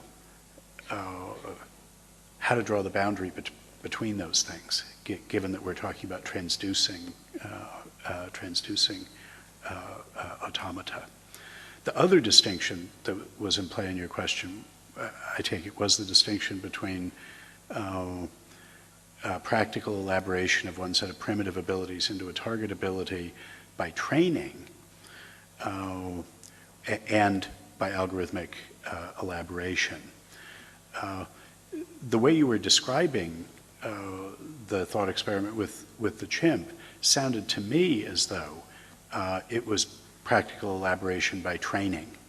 That is, we were going to set up a training regimen that would get him to have the right feedback mechanisms, or anyway recruit the feedback mechanisms that he's got in order to do this task. And if that's the shape of it, then it clearly falls on the practical elaboration by training side, which there may or may not be a pedagogical algorithm for. That is a flow chart that we could use to get any chimp to do this, if it would work for one chimp, even though they might take different paths through the flow chart. I think of the algorithmic elaboration model as applying only if there's a set of, if given the set of primitive abilities, we can actually write an algorithm that tells us in what order you have to exercise those abilities, including conditional branching that permits looping in it. And I didn't hear anything about the chimp case that made me think that would be what was going on. Friedrich Kambart was next.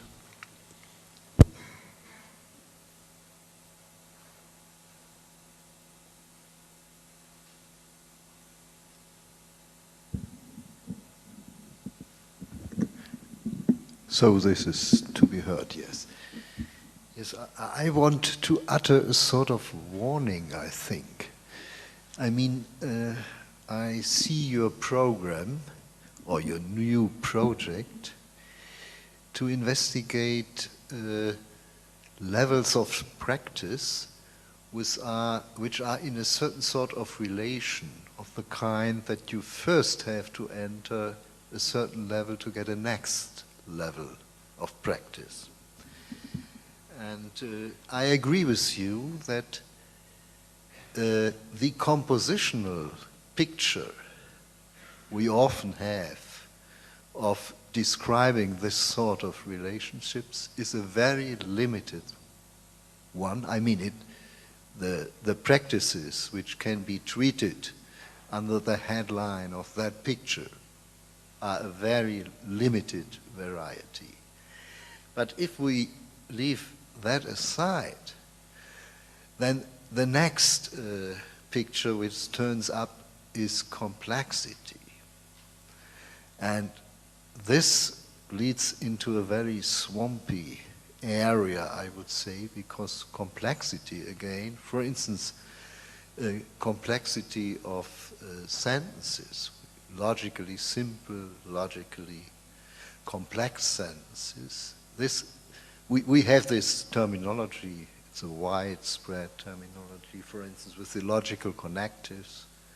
We are used to say that an if-then sentence, if A then B, is in some sense more complex than the A and B sentences, and yet it's very difficult to say in what sense we use the word complex here.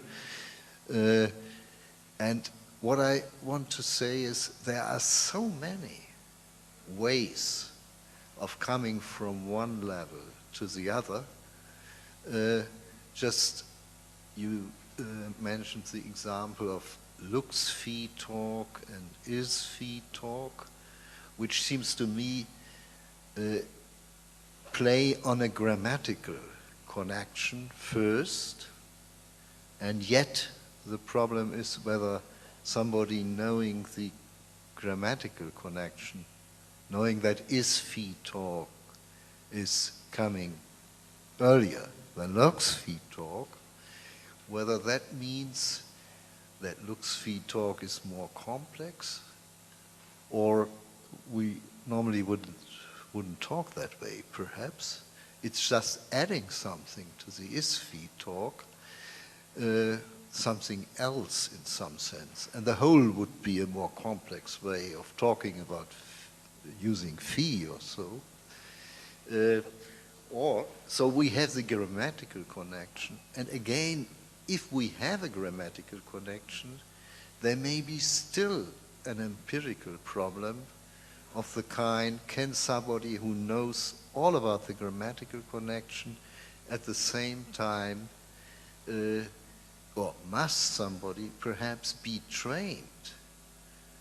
Somebody who has a correct use of is-fee talk, be trained to get a correct use of looks-fee talk. So there could be different connection between two PP levels, two P levels, and sufficiency relations between these levels, and so on. So what I would say is, at the moment it seems to me that you just have headlines with such terms as PP sufficient or PV sufficient and so on. And under these headlines, we have a very, very widespread variety of cases, different cases, to investigate. So that's really a large program, I would say, which you just walked the first steps as far as I can see. And having myself some experience with walking around in that area, I just wanted to get rid of that warning. And then just one further remark. I think you have this way of talking, saying what one must do, and then something else might be added to that way of talking. And we had a discussion, I think, yesterday on the problem what this might mean, and whether it might mean only a description of what you must do, or whether it might mean something like making explicit what you must do. by saying something. And I would say there's one other very, very important distinction to make in that respect, namely that there are ways of saying which do not enable you to do what somebody says you must do in an elaborate way of saying it. So it may be that you would say these are only or mere descriptions. And then there are ways of saying what you must do, or you might perhaps mean making explicit what you must do, which at the same time enable you to do what saying what you must do tells you. And it's a tricky problem to know in what cases and by what procedures making explicit what you must do or what to do enables you to do what you are said to do. And this has to do with, naturally, with the question whether having been said or having said something about different levels of practices means at the same time that you have said something about the way you come by doing, or in the mode of doing, from one level to the next one. Yes, I should stop here. Time. Okay, well, thank you very much for that. Look, it is indeed a sage piece of advice and a useful warning that under the heading of PP sufficiency, where I've just looked at two varieties here, an algorithmic sort of decomposition and practical elaboration by training, which may or may not involve the possibility of an algorithmic training regimen, a complete solution of the pedagogic problem, that these are two species that ought to be understood to have been chosen, perhaps not entirely at random, but chosen out of a wide variety, possibly an unsurveyable variety of different ways in which one set of practices that you can somehow, or abilities that you can somehow get to from another, or that are intelligible in terms of another, might be found to be related. And I entirely take that point, and you're quite right. To talk this way then just opens up the task of beginning to investigate that variety of relations that there could be. And it's particularly illuminating for you to lay that alongside the question that Hugh Price raised yesterday about VP sufficiency, about whether that too wasn't a label that that was generic and covered many species, in particular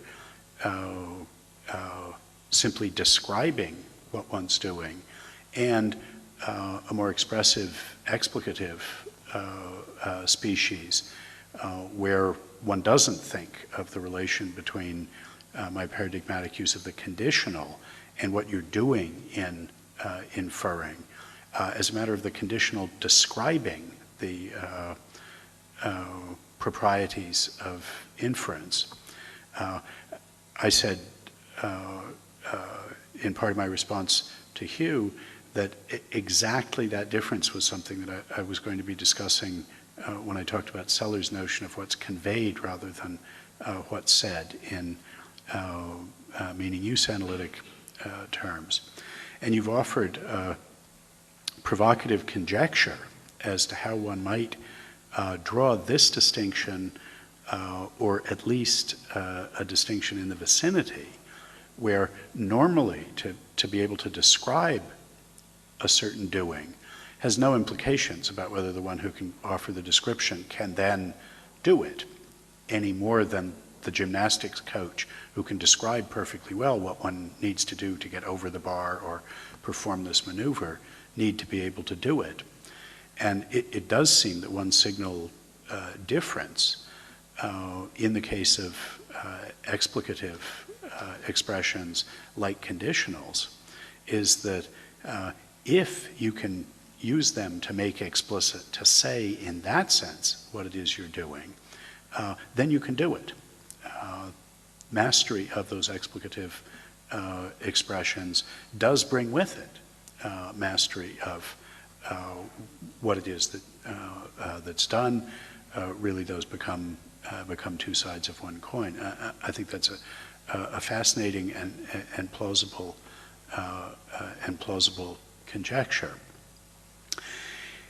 This general situation where I'm using generic notions, VP sufficiency, PV sufficiency, PP sufficiency, and when we look closely, we find, gee, there are a whole lot of different species, which, when we're going to look at examples, we'd better be clear about which species we're talking about.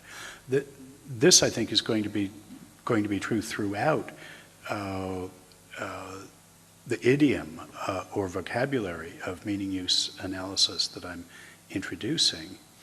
What I'm trying to do in these lectures is find relations that hold even at the generic level, where we have not yet descended and made the distinction between the different species, but to find that there's structures that even at this generic level we can reason about usefully from case to case, that we can think about notions of pragmatic metavocabulary, for instance, that will enable us to say general things at the level of just seeing the composition of a VP sufficiency relation with a PV sufficiency relation, even though there are going to be many different species of those, that there's some general things we can say about the kind of pragmatically mediated semantic relation that is properly characterizable by the meaning use diagram or meaning use analysis of a pragmatic metavocabulary. And of course that just remains to be seen, whether there is anything usefully to be said at that level of generality. But that's what I'm trying to do here. If and insofar as that's right, the next task then is to roll up our sleeves and look at the next level of fine structure, which is what you're pointing to and what Hugh was pointing to. Yarda, did you want to ask a last question?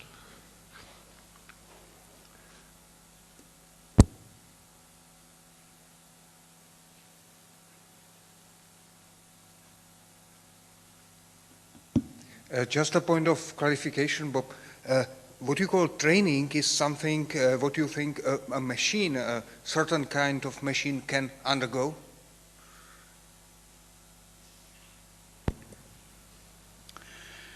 Well, yes. I mean, the abstract definition that I gave involves the interaction of two test-operate, test-exit cycles, one being executed by the trainee and who is responding differentially to the proposed training and test questions and so on, and whose own responses are being shaped by that, and the other by the trainer who may have that test-operate, test-exit cycle codified in an algorithm, and so there's a flow chart. You know what to do depending on how the trainee responds, but there's no reason that sort of both ends, but both of those toad cycles couldn't be machines, suitably flexible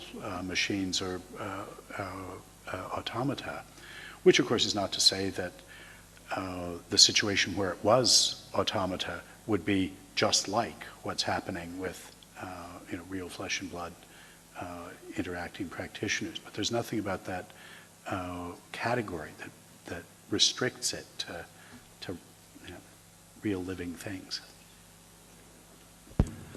We're going to break for lunch now, reconvene at 3 o'clock. I hope you'll join me in thanking our speakers.